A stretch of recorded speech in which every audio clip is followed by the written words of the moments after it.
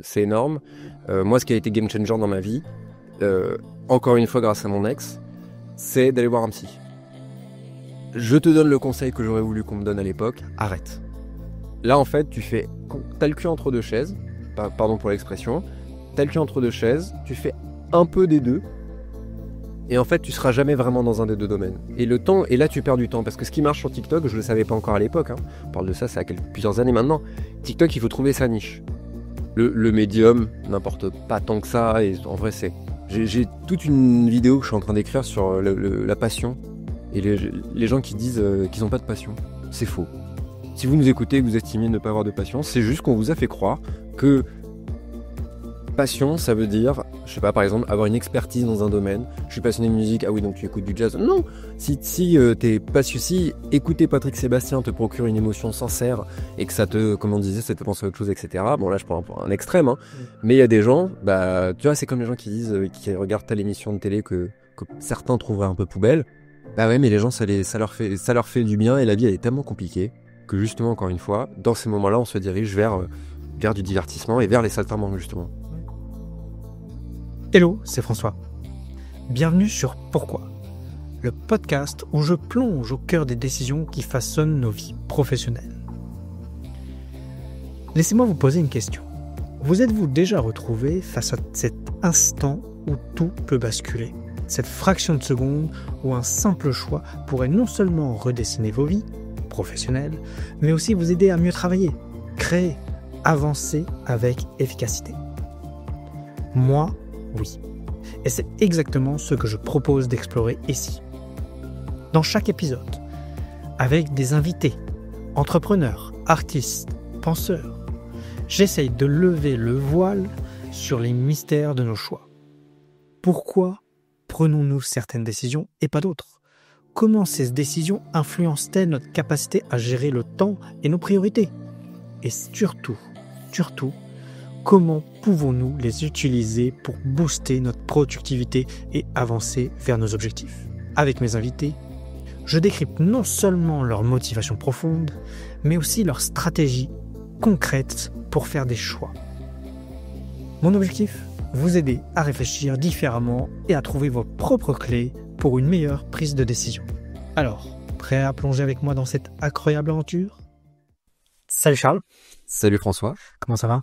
Ça va très bien, et toi ? Ça va super. Merci pour l'invitation. Avec grand plaisir, merci d'être sur le podcast Pourquoi. Je vais bafouiller, je sens que l'épisode va être compliqué. C'est pas grave, il est tard. On va faire avec.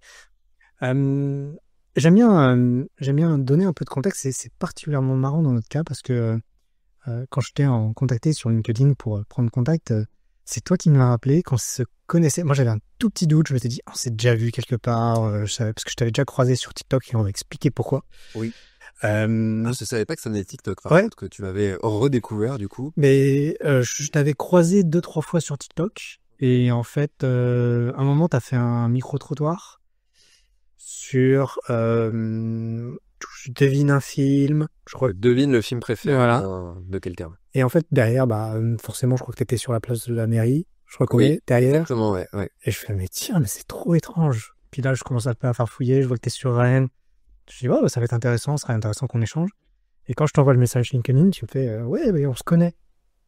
Et là, je fais, mais oui. Ouais.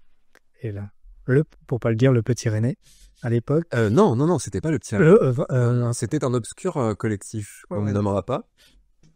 Si je dis l'émission, ça dit le collectif, mais c'est une émission qui s'appelait Zone Rennes.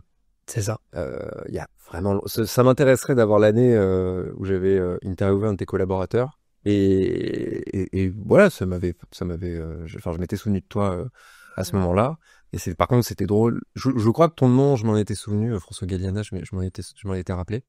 Et il y a pas de tout ça. Tu m'as dit, tu m'as voué. Je fais, François, on va se tutoyer. On s'est connus une heure. Et c'est fou comme. J'ai très bonne mémoire aussi. J'ai une mémoire très sélective même. Mais les visages et les noms, normalement, c'est très rare que quelqu'un me dise « mais tu sais, on s'est vu » et que je me rappelle pas. Mais c'était fort, parce que c'est vrai que ça fait... avant le podcast, on en parlait, et je crois que ça fait peut-être 10 ans. Je pense que ça fait 10 ans. Ça fait quelque chose comme ça, ouais. C'était mes débuts, donc j'avais 22 ans, je pense. 21, peut-être. Et j'en ai 31 aujourd'hui. Donc, Ça doit être ça, comme ça, ouais. ça doit être ça. Donc, ouais, c'est très marrant. Et bon, du coup, c'est très marrant cette reconnexion après les coups. Merci LinkedIn. Voilà, c'est ça. Merci TikTok Aussi. Mais du coup, parce que moi, maintenant, je te connais un peu, je vais te proposer peut-être de te présenter. Qui es-tu, Charles? Alors, je m'appelle Charles Letch, mais mon pseudonyme sur les réseaux sociaux, c'est CHP, ce bon vieux CHP sur à peu près tous les réseaux sociaux. Je crois, j'ai fait exprès parce que CHP, c'est trop court. Donc, j'ai dû rajouter un petit bout avant. Donc, mon pseudo n'est pas ce bon vieux. Mon pseudo n'est pas ce bon vieux. Donc, il y a des gens qui m'appellent ce bon vieux. Ça me rend très triste qu'on m'appelle ce bon vieux. Mais écoute, c'est comme ça. Et je suis créateur de contenu sur les réseaux sociaux, principalement TikTok, tu l'as dit, où je fais des vidéos axées sur le cinéma et les séries télé. Et la pop culture, ça peut arriver, mais disons, l'angle, c'est le cinéma. Et Instagram, et bientôt YouTube, peut-être. J'ai vu quelque chose popper hier ou avant-hier. Alors ça, on nourrit l'algorithme avant le vrai retour, et on se donne une deadline. J'ai 3 semaines là, pour faire ma première vraie vidéo format long sur YouTube. Et en attendant, je dis à l'algo, je reviens. Il va me dire, non mais tu es déjà revenu plusieurs fois. Non oui, mais celle-là, je reviens pour de bon. Celle-là, c'est la bonne. Voilà. Les fameux algorithmes. Exactement.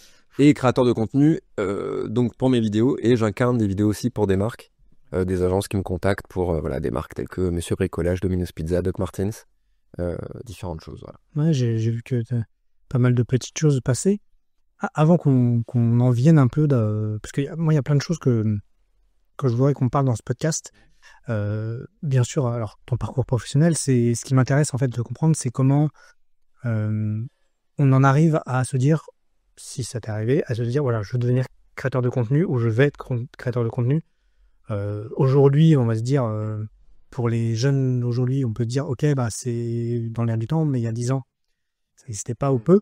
Ouais. Donc comprendre un peu comment toi tu as évolué et comprendre comment tu en es arrivé à ce que tu fais aujourd'hui, avec plein de questions autour, un peu sur le business, un peu alors pas tant des chiffres, c'est pas ce qui m'intéresse, mais justement comment on travaille en tant que créateur de contenu.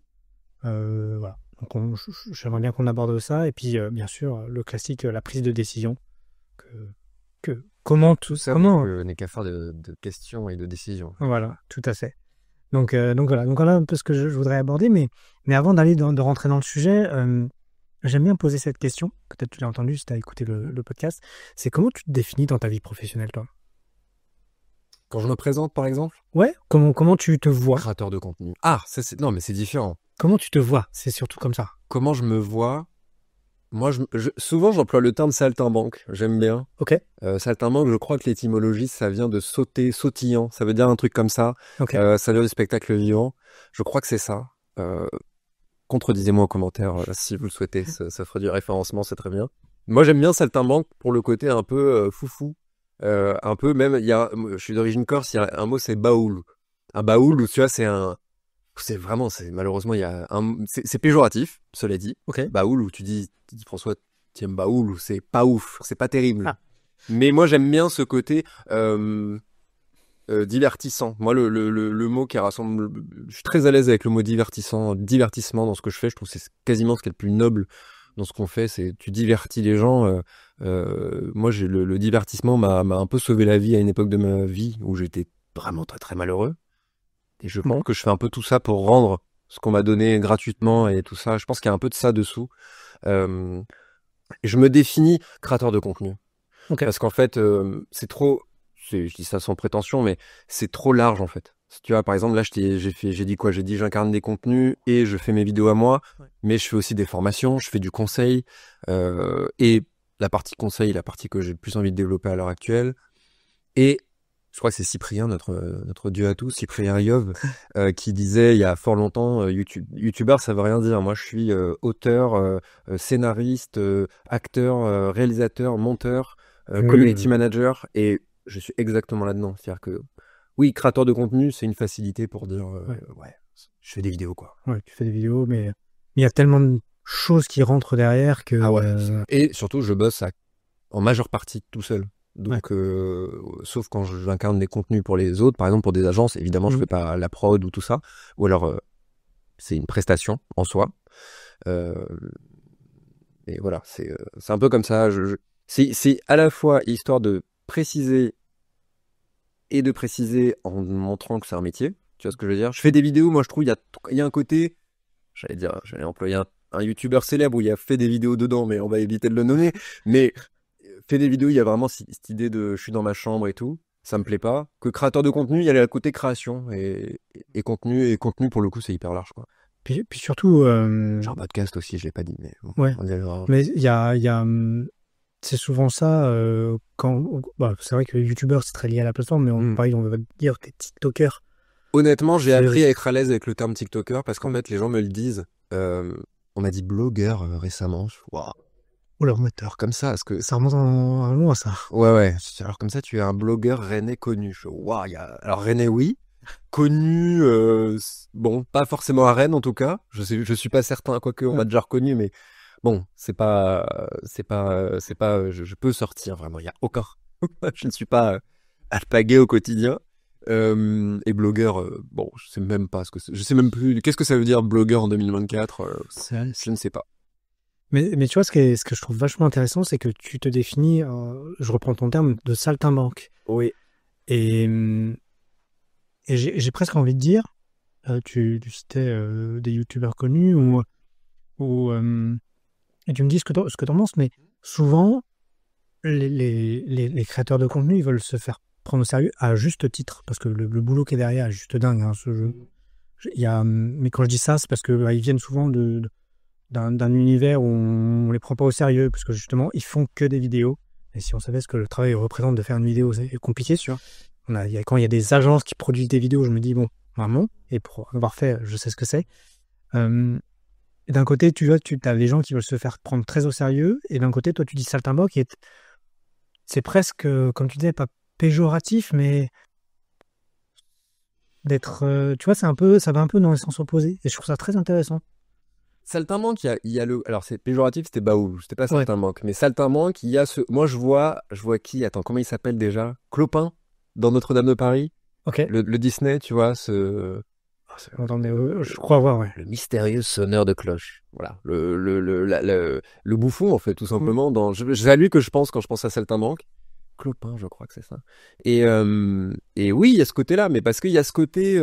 C'est une bonne question, parce que, à la fois, moi, je sais tout le travail, et par travail, l'investissement de vie, en fait, qui est derrière. C'est-à-dire que moi, j'ai pas de plan B, par exemple, tu vois. Aujourd'hui, je ne vis pas à 100% de mes activités. Je n'ai pas de plan B. C'est-à-dire que si ça ne marche pas, il n'y a pas de. Alors, j'ai un diplôme, mais on en parlera peut-être à un moment donné. Bon, c'est pas ce diplôme qui va m'ouvrir beaucoup de portes et me donner une aisance financière, clairement pas. Donc, ouais, comme tu disais, je suis très à l'aise avec le terme divertissement. Je trouve qu'il y a de la noblesse dans le fait d'apporter aux gens. En fait, je sais l'importance que ça a. Attends, je suis perdu moi-même, mais parce que je sais où je veux aller, mais j'ai pas le chemin. Tout à l'heure, je te disais, un moment dans ma vie, c'était très important. Ces gens, c'était qui? C'était la radio. Moi, je viens de la radio. Quand je dis je viens de la radio, c'est que quand j'étais, bon, moi, la période collège, peut-être comme toi aussi, abominable, enfer, dépression, enfin, on dirait vraiment comme beaucoup de gens. Pour le coup, c'est pas très original. Et mon seul échappatoire, c'était le soir. J'étais dans mon lit, je jouais à Pokémon et j'écoutais les radios libres. Donc à l'époque, c'était mon émission fétiche, c'était l'émission Sans Interdit de Michael, Jack, Toff, tout ça. Je serais ravi de les rencontrer un jour. Et en fait, ma vie était un chaos, vraiment dépression, idées noires et compagnie. Et ce que cette bande de potes me demandait, c'était juste d'allumer ma radio. Et c'est tout. Il disait, écoute, allume ta radio, 103.9 à Rennes. Nous, on va faire des blagues, on va te faire des sketchs, on va écouter de la musique, on va faire des trucs. C'est tout ce qu'on te demande, c'est de te brancher sur notre station. Et ces gens-là m'ont permis de vivre avec un peu plus de douceur. Ce divertissement m'a permis de penser à autre chose, de dormir, de plein de choses. Et aujourd'hui, quand je reçois, et c'est marrant que ça tombe aujourd'hui, notre enregistrement, parce qu'aujourd'hui, j'ai fait une vidéo il y a quelques mois sur Éloi. Je sais pas si tu avais passé cette vidéo. Éloi, c'est une série documentaire sur France TV Slash qui est dispo sur YouTube. Allez la voir, c'est très intéressant. Éloi, c'est l'histoire pour faire très rapide, c'est un ado un adulte du coup, après le bac, il sait pas trop quoi faire de sa vie, il fait EF, je sais pas si tu connais, donc un truc d'échange, Ok, oui. Nouvelle-Zélande, peu importe. Et version courte, il disparaît. Éloi, il a disparu. À ce jour, on ne sait toujours pas ce que Éloi est devenu. France TV Slash lui a consacré une série documentaire qui est vraiment très très bien et qui est gratuite. Et aujourd'hui, j'ai reçu un message du réalisateur de la série documentaire qui me met un message en mode merci d'avoir parlé de notre série, machin, je suis le réalisateur, donc ça fait trop plaisir. Et alors je ne sais pas qui est, je crois que c'est sa sœur, la sœur d'Éloi, qui me met en commentaire merci de la part de notre famille et tout, genre waouh, attends, c'est la phrase cliché, mais c'est aussi pour ça que je le fais, c'est que moi je fais une vidéo. Il y a un but aussi de plaire quand je fais cette vidéo pour cette série, tu vois. Je fais pas des trucs trop niches. Et puis il y a tout un truc de l'accroche, donner envie aux gens de regarder. Donc il y a un truc, créer de l'envie sur un truc un peu morbide, d'une disparition inexpliquée, etc. Intrigue. Ouais, tu vois, je dois mettre du glaçage sur un truc d'une disparition d'un ado, tu vois. Donc c'est pas terrible. Et derrière, t'es validé par la sœur, par le réalisateur et tout. Ça fait quand même hyper plaisir. Donc tout ça pour dire que je sais l'importance qu'on ne perçoit pas forcément en tant que créateur de l'impact qu'on a dans la vie des gens. Je pense à des streamers, je pense à des youtubeurs peut-être toi, hein, c'est arrivé il y a des gens, c'est la musique, moi je suis pas très mélomane, je suis pas très consommateur de musique, mais la musique c'est pareil, ça te permet de t'évader, etc. Et moi aujourd'hui d'être ça, je pense que le but de tout ce que je fais en vrai c'est ça. Qu'est-ce qui se cache derrière tout ça? C'est ça. Et donc si ça me coûte, ça je raccroche le wagon au départ, grosse digression que j'ai fait, si ça me coûte d'être le bouffon, de n'être là que pour divertir et pour que les gens passent du bon temps, soit divertis, franchement j'ai tout gagné quoi. Ouais.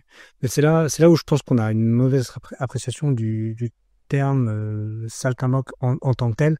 Après, divertissement, quand on parle de divertissement, bon, on va dire il y a des divertissements qu'on dit nobles et ça, bon, bref, moi j'y crois pas du tout, mais je pense qu'on a une mauvaise appréciation et que toi tu soulignes en fait l'importance d'apporter de l'amusement. Ouais. Dans la vie, parce que si on n'avait pas d'amusement, en fait, on serait chier. Et c'est pour ça que je voulais souligner que tu te définis comme ça, parce que souvent, quand on va entendre ce mot, on va dire c'est un saltimbanque, voilà, c'est le fou, le bobo. Et voilà. Je vois ça, tu vois. Mais en fait, ce qu'on se rend pas compte, c'est que le bouffon a un rôle très important et apporte une chose que on pourrait peut-être pas amener d'autre manière. Ah, moi, j'irais même jusqu'à dire que c'est vital. Et le Covid, le confinement nous l'a prouvé, c'est qu'on s'est tous dirigés vers des autres sociétés, des jeux vidéo, des films, des séries. Tu vois, on s'est tous dirigés vers du divertissement. Et ce dont on a beaucoup souffert, c'est évidemment, le contact humain. Alors, je n'ai pas du tout souffert du confinement, Dieu merci. Mais j'étais très bien chez moi avec mon chat. Mais il y a des gens qui ont beaucoup souffert. Et l'échappatoire, c'était, comment ils disaient à l'époque, non essentiel, un truc comme ça, tu vois. Et ben, moralité, bon, ça a déjà été dit, hein, bien sûr, mais l'être humain, dans un moment de chaos, encore une fois, ou de peur, ou d'enfermement, de misère sociale, se dirige vers le divertissement. Et le divertissement, en plus, c'est péjoratif. Tu disais de qualité, je sais plus comment t'as dit. Moi, je ne hiérarchise rien. Oui, c'est peut-être qui m'a amené sur TikTok, d'ailleurs, par la suite, c'est que TikTok était très mal vu. Toujours pas très très bien joué en vrai. Mais encore plus à l'époque où je suis arrivé.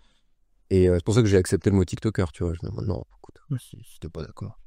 Non, mais je trouve que c'est une démarche vachement intéressante et tu vois, tu parlais d'influence, alors peut-être moins extrême que toi, mais moi, tu vois, c'est tout ce qui est YouTube et YouTube bouffe, tu vois, avec les cuisiniers, les costauds.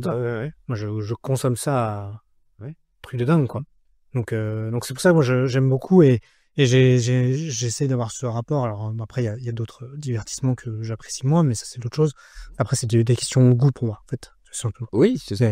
Et l'important, c'est ne faites pas l'erreur de le hiérarchiser ou tu vois, le médium n'importe pas tant que ça. Et en vrai, j'ai toute une vidéo que je suis en train d'écrire sur la passion et les gens qui disent qu'ils n'ont pas de passion. C'est faux. Si vous nous écoutez et que vous estimez ne pas avoir de passion, c'est juste qu'on vous a fait croire que passion, ça veut dire, je sais pas, par exemple, avoir une expertise dans un domaine. Je suis passionné de musique. Ah oui, donc tu écoutes du jazz. Non. Si t'es pas si écouter Patrick Sébastien te procure une émotion sincère et que ça te, comme on disait, ça te pense à autre chose, etc. Bon, là, je prends un extrême, hein.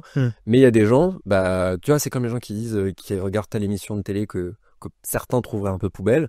Ouais. Bah ouais, mais les gens, ça leur fait du bien, et la vie, elle est tellement compliquée que justement, encore une fois, dans ces moments-là, on se dirige vers du divertissement et vers les saltimbanques, justement. Ouais. Je vais en venir un peu à cette question, moi, que j'ai exprimée en début, c'est comment tu deviens saltimbanque, en fait? Alors, créateur de contenu, on va plutôt utiliser ce terme-là, mais tu vois, si je reprends un peu ton parcours, bah, tu as eu, comme tu dis, un parcours assez classique, entre guillemets, école, formation, diplôme, même si tu nous en diras un peu plus. Et après, en fait, tu as commencé de premières expériences salariées, mais nous, on s'est connus dans des jobs un peu traditionnels et encore, dans le sens vidéaste, Ouais. choses comme ça, Qui n'était pas un job à l'époque pour moi. qui n'était pas un job. Mais comment si tu veux nous brosser un peu, comment toi, t'en arrives à être un jour te dire, OK, je vais créer du contenu sur Internet. Ah, ouais, ouais, ça, c'est pas le commencement, ça. OK. Le commencement, c'est petit, en fait, tu te rends compte que, alors, encore une fois, très cliché, mais je vais le poser maintenant. Mon parcours, je ne sais pas si mon parcours est particulièrement original. Non, parce que ça fait bien ce que j'allais dire. Par exemple, ce côté ne pas rentrer dans les cases, Ouais. s'est imposé très vite dans ma vie. Malheureusement, ce n'est que depuis peu que je le vis bien. OK. Ce côté, moi, par exemple, je suis hypersensible. Et ça longtemps, mais quand j'ai longtemps, déjà, j'ai pas réglé le problème à l'heure où je te parle, mais ça ne fait que depuis mes 28 ans où je commence à vivre avec, à ne plus le vivre comme un fardeau ou à m'en affranchir. Et c'est à peine plus ancien que ça de me rendre compte que je peux tirer une force de ce truc-là. C'est voir les choses différemment. Mais ça date, ouais, depuis toujours, en fait. C'est que très vite, je me suis dit, mais en fait, je peux pas. Moi, je peux pas avoir une vie normale. J'ai donné un exemple, mais qui est un peu hard, hein, je te préviens. Mais il y a quelques années, je parlais à ma mère, elle me disait, pas quelques années, tu vois, ça date, je devais avoir, je sais pas, 24, un truc comme ça. Elle me voyait dans mes trucs, elle me disait, ce que beaucoup de mères ont dit, c'est en mode, est-ce que tu te donnes un âge limite, quoi? Est-ce que tu te donnes une deadline un peu, tu vois? Ouais. Elle a pas dit comme ça, évidemment. Et je lui dis, bah voilà, le plan A, c'est vidéo, gna gna gna gna gna. Elle me dit, et le plan B, c'est quoi? Et là, je me rends, elle était dans ma rue en bas de chez moi. Et je lui dis, bah le plan B, non, le plan B, c'est quoi le plan B? Bah, le plan B, il n'y a pas de plan B, quoi. Je peux commencer, il n'y a pas de plan B, il y a toujours un plan B. Non, le plan B, c'est que je me tire une balle, quoi. C'est pas, il n'y a pas d'autre vie que celle-là que je peux vivre. Et c'est comme les gens qui te disent, quand tu te dis comme ça, moi je pourrais pas bosser à l'usine, je prends l'exemple, je pourrais bosser à l'usine, hein, c'est vraiment que pour l'exemple. Ou bah, si c'est comme ça, bien sûr, si un jour tu dois bosser à l'usine, et bah tu iras bosser à l'usine comme tout le monde, et puis si t'as des gosses à nourrir, ah oui non mais non, ce que tu ne comprends pas, c'est que je sais que je ne survivrai pas dans une usine, et deux, si ça nécessite de ne pas faire d'enfant, je ne ferai pas d'enfant pour cette raison-là. Pour me dire, l'enfant n'est pas dans ma liste de priorités. Ma priorité, c'est de ne pas me tirer une balle à 40 ans, tu veux. Voilà. Et quand tu le construis à 14 ans avec ce genre de réflexion, tu te dis, bon, bah en fait, il faut que je fasse ça, sinon je meurs. Et ben en fait, t'as pas de plan B. C'est ce que je te dis. Je n'ai pas de plan B. C'est peut-être la catchphrase. Je n'ai pas de plan B. Et donc, en fait, ça part de très tôt. Le premier choc que j'ai eu, c'est quand je suis vraiment petit. C'est un humoriste qui s'appelle Eli Kaku, qui, je sais pas si tu connais, Ouais. qui est Madame Sarfati, c'est un peu son personnage phare. Et en fait, ce mec-là m'a fait comprendre, alors malheureusement décédé depuis longtemps maintenant. Quand j'étais petit, j'avais la cassette de Eli Kaku au point virgule. Et je vois ce type qui se déguise, qui fait des voix, qui a des accents, plus des accents, moi qui suis du sud, des accents que je reconnais. Et c'est un mec qui est pas beau, Eli Kaku. Je sais pas si tu vois à quoi il ressemble. C'est pas, il devait être petit.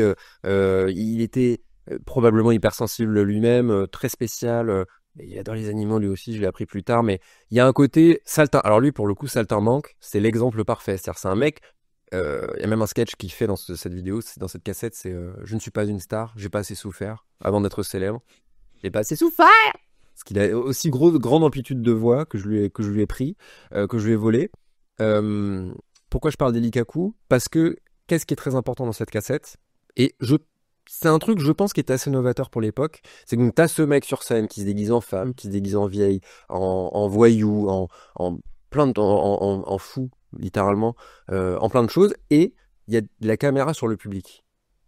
des plans sur le public. Et on doit être, je crois que la cassette, elle date de 92, tu vois. Moi, je suis né en 93, donc ça date. Ok.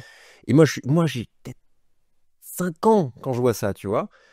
Et je me souviens encore de me dire, en fait, cette caméra sur le public m'a fait me comprendre du pouvoir, en fait, que tu as sur le public. C'est-à-dire que ça revient quelque part au divertissement, mais de me dire, attends, donc, la réflexion d'un enfant, tu sais, c'est du reptilien, quoi. Quasi, dans le sens, attends, donc lui, il met une perruque, il se fait passer pour une femme, et les gens, ça leur donne, ils ont l'air contents, visiblement. Ils n'ont pas l'air de passer un mauvais moment. Tu sais, c'est vraiment Ça les amuse, ça. fait d'être pragmatique, mais niveau zéro. Attends, ces gens ont l'air heureux, donc si moi, je mets des perruques et que je fais des voix bizarres, les gens, ça les rend heureux?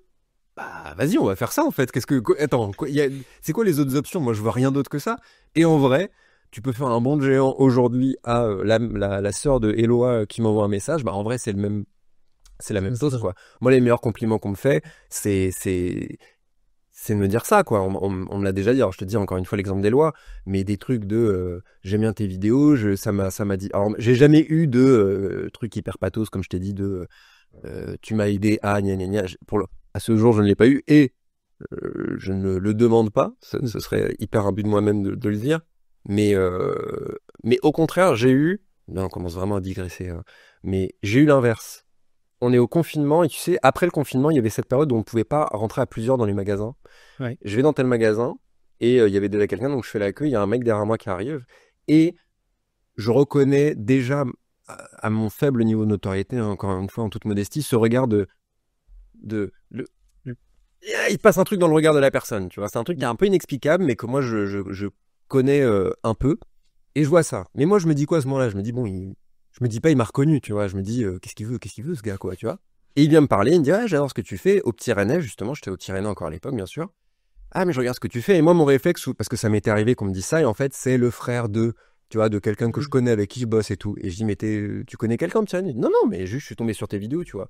Moi, ça me fait trop plaisir, tu vois. C'est sincère, en gros. Je l'entends comme sincère, tu vois, ce qui est idiot. Et donc, je lui dis, il n'est pas encore mon tour de rentrer dans le magasin, et je dis, et toi? Tu vois, je me dis, cet échange ne peut pas s'arrêter là, ah, merci. Et je me tourne et non. Et je dis, et toi? Et là, gars, j'ai vu dans son regard je te le fais, mais c'est pas radiophonique, tu vois, les yeux exorbités bah, moi, je fais rien, quoi, tu vois. Et là, je te jure, avec ma meuf de l'époque, j'en avais parlé, je fais, mais en fait, je vais tout arrêter. Parce que si moi, je mets dans la tête des gens que, en gros, moi, je suis quelqu'un parce qu'ils m'ont vu dans leur écran, et que moi, le saltimbanque, ça les renvoie à ce que eux ne font pas, ou peut-être leur mal-être, ou leur envie leur peur, leur machin, en fait, je vais arrêter. C'est le système qu'on connaît actuellement avec le système de TAR, où on a envie de la vitesse. Ah, mais je l'ai ultra mal vécu, ce truc. Je te jure, de voir dans le regard presque, alors c'est exagéré, mais presque bah moi je suis rien. Ah, mais moi, si j'ai mis dans le regard des gens qui regardent mes vidéos, si eux, ce que ça leur envoie, c'est eux ne sont rien, alors j'arrête. J'arrête, parce que je pourrais pas. Ouais. Émotionnellement, je pourrais pas. Non, personne n'est rien. C'est juste, soit vous n'avez pas fait, soit vous n'avez pas encore fait. Mais posez-vous les bonnes questions, quoi. Prenez les bonnes décisions. On y arrive. Et du coup, après ce premier élément qui t'a fait le premier abri, Ouais.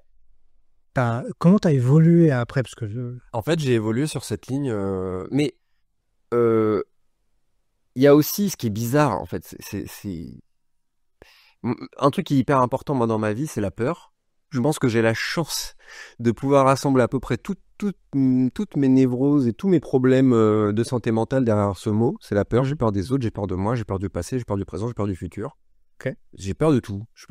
La peur est vraiment un truc fondateur dans ma manière d'être. Et j'ai été élevé un peu là-dedans, par la peur, mais dit comme ça, on dirait un truc abominable, mais c'est pas ça. Par exemple, mon daron, lui, c'est le confort. Tu vois, c'est le confort de dire, c'est quelqu'un qui est né en 1951 aussi, tu vois, faut remettre dans le contexte. Déjà, le luxe de se dire, ah ben moi je serais saltimbanque. Tu n'es pas Charles Aznavour, tu te calmes, tu arrêtes, tu vas bosser à la banque ou dans le médical et tu arrêtes. Ma mère a fait carrière dans le médical, mais infirmière, tu vois. Et lui, mon père, c'est un peu, mais bien, c'est suffisant, tu vois. Non, c'est l'inverse de ce que je fais moi dans ma vie. J'ai fait tout, enfin, rien ne sera jamais suffisant, tu vois, en fait. Donc j'ai été élevé là-dedans, quoi. Et je pense que j'ai toujours été tiraillé entre faire, mais aussi rester à ma place et machin. Et ce n'est que récemment que ouais, j'ai un peu ouvert les chakras et de me dire vas-y, on s'en fout. En fait, on va faire ce qu'on sait faire. Je suis pas plus mauvais qu'un autre. Je suis pas, tu vois. C'est un peu. Je me suis vachement construit sur la peur en vrai. Ok. Et la peur m'a fait ne pas prendre des décisions justement. Ok. Mais ce qui est marrant, c'est que tu dis, tu vois, tu parles de la peur, alors que tu as eu quand on regarde un peu ton parcours jusqu'à présent, tu as eu des métiers vachement publics en fait. Ça n'a aucun sens. C'est ça en fait. C'est le côté hyper paradoxal. C'est que j'ai fait que des trucs qui m'ont confronté à la peur. Mais moi, enfin comment dire. Par exemple, j'ai été game master, tu vois, dans un escape game pendant 3 ans. Ouais. Non, plus que ça. J'ai fait du stand-up, tu vois. Ok. Moi qui suis agoraphobe, tu vois, je suis vraiment, gars, tu as peur de la foule et tu te mets sur une scène où il y a que toi que les gens doivent écouter pendant plusieurs minutes d'affilée. Mais t'es fou allié, mon pauvre. L'attention sur toi, quoi. Toi, le but, tu vois. Et moi, oui, mais moi je me dis, mais moi je m'en fous. C'est pas, enfin, au contraire, je suis là pour. Alors, un stress incommensurable, bien sûr, mais à partir du moment où je suis sur la scène, j'ai plus peur, tu vois. J'ai peur d'oublier mon texte, ça, c'est une vraie peur qui m'empêche de dormir les jours d'avant. Mais rappelle-moi ta question, du coup, c'est En fait, en voulant me construire à travers la peur, sans le savoir, je me suis confronté à une montagne de choses qui ne font qu'accentuer ça, en fait, tu vois.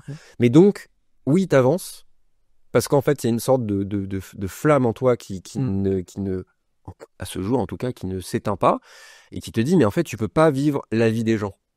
Tu peux pas. Donc, quel est le meilleur que tu peux tirer de ces choix de vie, en fait? Tu ne peux pas. Tu peux pas avoir des horaires de bureau, tu vois, tu sais, je vois des TikTok de ça à Paris, le métro, des gens qui font ils appellent ça, alors c'est pas mes mots, mais leur journée d'esclave. C'est pas mes mots, hein, c'est vraiment ce qu'il y a écrit dans la vidéo. La vie d'un gars normal. La vie du français moyen, en fait. La plupart des gens, et comme si toi et moi d'ailleurs, ou les saltimbanques se disaient, est-ce qu'il n'y a pas une alternative à ça qui est possible, tu vois? Alors après, tout le champ des possibles, ça peut être les artistes, mais tu vois, même je peux LinkedIn, les entrepreneurs. Et un entrepreneur, quelque part, c'est un saltimbanque, quoi. T'es obligé de devenir entrepreneur si tu veux être saltimbanque parce que tu veux vivre de ça, tu vois. Donc à un moment donné, il faut faire de l'argent aussi, quoi. Ouais. Et je reviens sur le fait que tu confrontes, en fait, tu as fait des métiers tu vois, tu parles de peur. Enfin, tu mentionnes la peur, puis tu fais des métiers. En fait, on a presque, et tu vois, quand on échange, moi, ça me donne un peu l'idée en fait, tu as tout fait pour aller, presque, peut-être de manière consciente, inconsciente, je sais pas, je suis pas là, mais justement pour aller combattre ces peurs, ou te jeter dans le bain et te dire, allez, on y va, quoi. Ouais, alors je te le dis, c'est inconscient. Et malheureusement, les rares fois où j'ai voulu me confronter sciemment à la peur, ou en tout cas un truc où je me dis, allez, on y va, on le tente. Franchement, ça s'est tellement retourné contre moi que, exemple, quand à mes 17 ans, au table de mon père, en gros, ils avaient des places. En gros, c'était ouvert à tout le monde, mais vas-y, les enfants des employés ont la priorité pour avoir le job. Donc, un temps plein, non, 16 ans même, un temps plein l'été, t'as un mois de vacances, tu te fais un SMIC, t'es bien, tu vois, tu fais tes vacances et tout. Exactement ce que je te disais, le confort, tu vois. Et moi, j'ai fait ça, et tu peux faire 2 ans, et la 3e année, t'es en concurrence avec d'autres enfants plus jeunes. Enfin, tu vois, c'est un peu, à mon avis, totalement illégal. Mais, et moi, la 2e année, je dis à mon père, bah, c'était cool, mais j'essaierais bien de trouver un job, moi, quoi. Tu vois, un truc, parce que c'est nul, ce job. C'est vraiment de la pape. T'es vraiment payé à rien faire, littéralement, quoi. C'est vraiment un emploi fictif, quoi. J'ai vite fait le courrier le matin, mais le reste, tu t'ennuies énormément, quoi. Mais bon, s'ennuyer pour un SMIC, il y a plein de gens qui seraient complètement OP, à raison. Et je revois mon père me dire, mais comment ça? Quoi? C'est vraiment le truc de mon père, ça ne fait pas sens, quoi, dans sa tête, de se dire, mais qu'est-ce que tu vas aller chercher un autre, tu as un SMIC, tu n'as même pas postulé, on te donne un SMIC. Ce qui s'entend comme discours en vrai, ça s'entend. C'était pas en 2024, mais donc tu vois, le confort, exactement ça. Et donc j'ai cédé, et j'ai souvent cédé malheureusement, des mauvaises décisions. J'ai cédé, j'ai fait une année de plus, je me suis fait un SMIC, en vrai, je me plains un peu trop fort pour... Ça va. Et l'année suivante, en concurrence, avec d'autres gens, je me dis, vas-y, tant pis, j'y vais, cette année je cherche. J'ai galéré. J'ai été pris à, je vais pas dire, une chaîne de fast-food, et j'ai vécu l'enfer. J'ai rencontré peut-être le pire être humain que j'ai rencontré de ma vie. une patronne, que je ne vais pas nommer, même si ça me démange de lui faire une réputation, parce que c'est un monstre, c'est le démon, cette femme, tu vois. Et que te dire, on m'a volé mon téléphone au bout de 3 jours dans les vestiaires, tu vois, par d'autres employés, alors que le manager, ça me démange de dire les bases, mais je les dirai pas. Le manager, moi je vois qu'il n'y a pas de cadenas sur les casiers, je dis excuse-moi, c'est sécure. Il m'a dit un truc, un bail en mode on est une famille. Bah, putain, la famille, frère. Alors tu m'aurais dit fais gaffe à ton téléphone, je l'aurais encore aujourd'hui, tu vois. Donc voler, donc va, déjà, bonne ambiance, tu pars en te disant que le voleur de ton téléphone, il est quelque part autour de toi, tu bosses avec lui et tout. Je sais qui c'était, mais et ta patronne qui te traite comme de la merde. Enfin, que des trucs vraiment. J'ai vécu le cliché d'une expérience dans un fast-food, tu vois. De qu'est-ce que c'est l'enfer ce cliché-là, je l'ai vécu, tu vois. Et donc, tu vois, quand je dis que ça sort contre moi, je me dis allez, vas-y, j'y vais moi-même. Je finis par trouver un truc dans un fast-food un peu nul. Et putain, j'y ai repensé au taf pépère au taf de mon daron. Franchement, quand je passais le balai là, il y a putain. J'ai un milliard d'anecdotes. Je vais aux toilettes, il y a un gars qui avait arraché l'applique murale, tu vois. On me dit, venez voir, il y a un problème aux toilettes. Il avait arraché l'applique murale, le plafonnier, pardon. Il avait arraché, bah c'est ton job. En plus de tout ce que tu dois nettoyer dans des toilettes d'un fast-food, je te fais pas un dessin, tu vois. Mais vraiment, je vais pas faire l'émission là-dessus, mais j'ai beaucoup d'exemples comme ça. Et là, quand tu sors, vraiment l'escargot qui sort de sa coquille, et tu sais, t'appuies sur son œil et là, il se rétracte, tu vois. Je sais exactement ça. Oh là là, on ne m'y reprendra plus. Je vais vraiment rester dans un truc pépère. Je serai à la fac, je serai vraiment, je ne prendrai pas de risques. Et en fait, les risques que tu prends, bah, tu t'en rends même pas compte, quoi. Ouais. Et il est où le déclic, où est l'évolution où bah, tu en viens à créer des vidéos sur Internet, quoi. Ouais. Ça part de la radio, justement, ce que je te racontais. En fait, j'ai fait du spectacle à Rennes 2, donc cinéma, pour faire simple. La première année, c'est théâtre et ciné, après tu choisis. Et donc, je fais la deuxième année, et en deuxième année, j'apprends qu'il y a une licence pro qui s'ouvre, ça s'appelle la licence Tahitien. Je sais pas si elle existe toujours. C'est toujours très mal, ça, quand tu cites des diplômes qui n'existent plus. Mon bac n'existe plus. Le tien non plus, je crois, hélas. Non plus. Bac L S. Il n'existe plus de toute façon. Bref, et cette licence pro, je me dis, putain, trop bien, j'ai 2 ans de licence, je fais une licence pro et derrière je bosse. En plus, j'avais deux potes qui allaient le faire aussi, qui sont portés candidats. Et c'était aussi d'ailleurs c'était à Saint-Brieuc. Donc je me dis, parce que moi je n'ai jamais vécu ailleurs qu'à Rennes, tu vois. Donc déjà, ça te forme aussi, mine de rien. Dans tes décisions, c'est hyper important. Bref, donc là je me dis, vas-y, c'est ailleurs. Coloc avec mon pote Judicaël et tout, on postule ensemble, on y va ensemble, on fait une coloc, trop bien, machin. Le jour de mon anniversaire, je reçois l'enveloppe de la réponse et je suis pas pris. Ok. Je suis dans mon pieu, je me souviens, je reçois la lettre, je me dis, franchement, et tu sais, je suis un resto, peu importe, je me dis, vas-y, tu la liras plus tard, quel que soit, si la réponse est bonne, peut-être que j'avais déjà une idée de la réponse, mais si la réponse est bonne, ça va te mettre en joie, mais si elle est pas bonne, ça peut vraiment te gâcher ta soirée, donc. Ouais. Et je l'ai lu en rentrant de la soirée, donc vraiment très très bonne idée, gars, bravo, je suis dans mon pieu, et j'ouvre la lettre, et je vois, vous n'êtes pas pris, quoi, en gros. Plein d'anecdotes que je pourrais rajouter, mais on va faire simple. Et donc, je suis abattu, mais vraiment, tu vois, ça veut dire pas de coloc avec mon pote Judy, ça veut dire pas de Saint-Brieuc, je vais rester à Rennes, dans cette licence où je sais même pas vraiment ce que je fous là et tout. Et d'un coup, je découvre ce jour-là la capacité que j'ai à rebondir. De me dire, ok, mais je me pose une question simple, qui est de me dire, qu'est-ce que j'aurais pas pu faire si j'avais été pris? Qu'est-ce que ça m'aurait... Ok, t'aurais été super content de faire cette licence. Mais qu'est-ce que ça t'aurait empêché de faire? Et instantanément, je pense à la radio. Ok. À Rennes 2, il y a la Radio Campus, c'est Lab aujourd'hui.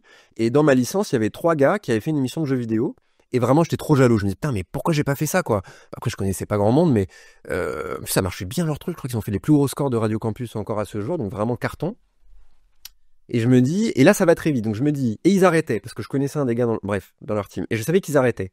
Mais je me dis, moi, jeux vidéo, bon, je suis fan de jeux vidéo, mais est-ce que j'ai vraiment... Non, moi, c'est quoi mon truc? Moi, c'est le cinéma plus, tu vois, cinéma, série, je me dis, ah, mais je peux pas faire ça tout seul. Donc... Et ça va très vite. Avec qui je fais ça? Ah bah François, c'est mon super pote François, Franny, je vais lui proposer, ça te dit, gars, je lui envoie un texto, il est tard. Et je dis, mais gars, viens, on fait une émission à la rentrée sur Radio Campus. Mais grave, on fait ça, viens, on se voit demain. Tu vois, tout s'enchaîne très facilement. Bah, après, c'était aussi... que du bénévolat, tu vois. Il n'y avait pas d'histoire de se faire payer ou quoi. Ouais. Et donc je vois François, on était au Kenland à l'époque, terrasse. Alors donc j'explique, ouais, moi j'avais déjà le nom à l'époque. Ouais, moi j'avais pensé à ce nom-là. Il me dit, ouais, mais du coup série. Et François me dit, moi je fais les séries, toi tu fais le cinéma, c'est trop bien. Il nous faut un technicien. Qui on pourrait mettre en technicien? Pierre. Enfin, tu vois, Pierre, on lui envoie texto, je suis chaud, il nous rejoint, on fait l'émission. Bref, on fait l'émission comme ça. On fait 3 saisons. À la 2e saison, on recrute un gars pour la technique, parce que Pierre s'en va, il fait la licenciation d'ailleurs. Ok. Non, attends, ça ne colle pas. Non, bref, en tout cas, il a fait la licenciation derrière. Mais tout ça pour dire que on recrute un mec qui s'appelle Max Barreau, que je salue s'il passe par là.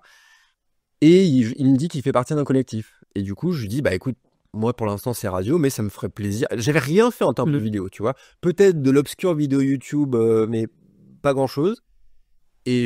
Bref, un jour, il me dit, les mois passent, il me dit, bah en fait, on voudrait faire une émission sur les jeunes réalisateurs rennais. Filmé un peu télé, quoi. Ok. Et moi, instantanément, je sais que jeunes réalisateurs rennais, c'est à chier comme concept. Tu fais pas une saison sur les jeunes réalisateurs rennais. Les jeunes réalisateurs, oui. Les jeunes rennais, oui. Mais les jeunes réalisateurs rennais, personne ne va regarder ça. Toi, tu regarderais une émission sur les jeunes réalisateurs rennais? Je suis pas sûr qu'il y ait grand moment. C'est inintéressant, mais moi je n'arrive pas de mes gros sabots en mode c'est moi qui vais vous dire quoi faire. Ouais. Viens, on se réunit, on voit, tu vois. Donc là, je rencontre tout un collectif et on fait Zone Rennes, justement. Ok. Et en fait, moi, je déplace le curseur sur leur dire jeune réalisateur rennais, ça ne va intéresser personne. Et surtout, comme à la télé, et c'est un conseil que je donne, prenez ce qui se fait à la télé, faites l'inverse. Déjà, vous allez gagner un temps fou. Et nous voilà partis sur Zone Rennes, c'est là qu'on s'est rencontrés, justement.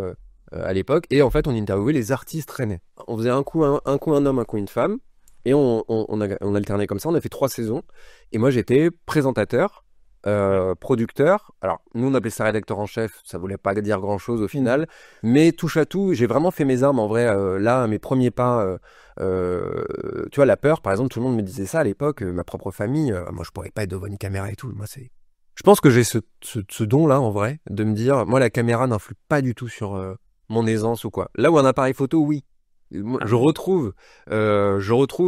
comprends plutôt la non-aisance des gens devant une caméra, je la retrouve. Moi, tu mets un appareil photo, je suis là-dedans. Je suis, ah non, je suis pas bien, je suis pas, ouais. J'aime pas. C'est marrant. Donc, Zone Rennes, au bout de 3 ans, je me rends compte que les gars avec qui je taffe, à part Max, enfin par quelques-uns, je voudrais pas que Max sont inclus, en fait, je me rends compte qu'humainement, c'est catastrophique, quoi, les gars, vraiment. Bref, je vais pas faire plus long là-dessus. Des gens que j'ai sortis de ma vie. Et donc, par contre, à ce moment-là, je fais la rencontre d'un gars qui s'appelle Guillaume Essery. Et en fait, lui et moi, ça marche très bien. Et en fait, on se dit, bon, qu'est-ce qu'on fait? On part on part du collectif. Le nom m'a échappé. On part du collectif. Est-ce qu'on fait un truc pour nous ou est-ce qu'on fait un truc ou est-ce que on fait pour genre un média, on leur fait des vidéos et eux ils les font vivre sur internet, quoi. C'est là qu'intervient le petit Rennais. C'est une décision qui a été importante et c'est une décision à laquelle je repense pas mal parce que je me dis en vrai, qu'est-ce qui se serait passé si j'avais pris l'autre décision? Parce que quand je quitte le petit Rennais, à l'heure actuelle, j'en fais plus partie. Quand je quitte le petit Rennais, il y a là en début d'année, même pas un an. Je me consacre à TikTok à 100%, mais TikTok il y avait déjà eu un coup d'accélérateur, TikTok avait déjà commencé à prendre, donc c'est pas représentatif en vrai. C'est pas comme si je quittais le petit Rennais et là je me lance en solo, et Guillaume, on collabore, on est toujours amis, mais on collabore, lui il a complètement arrêté la vidéo.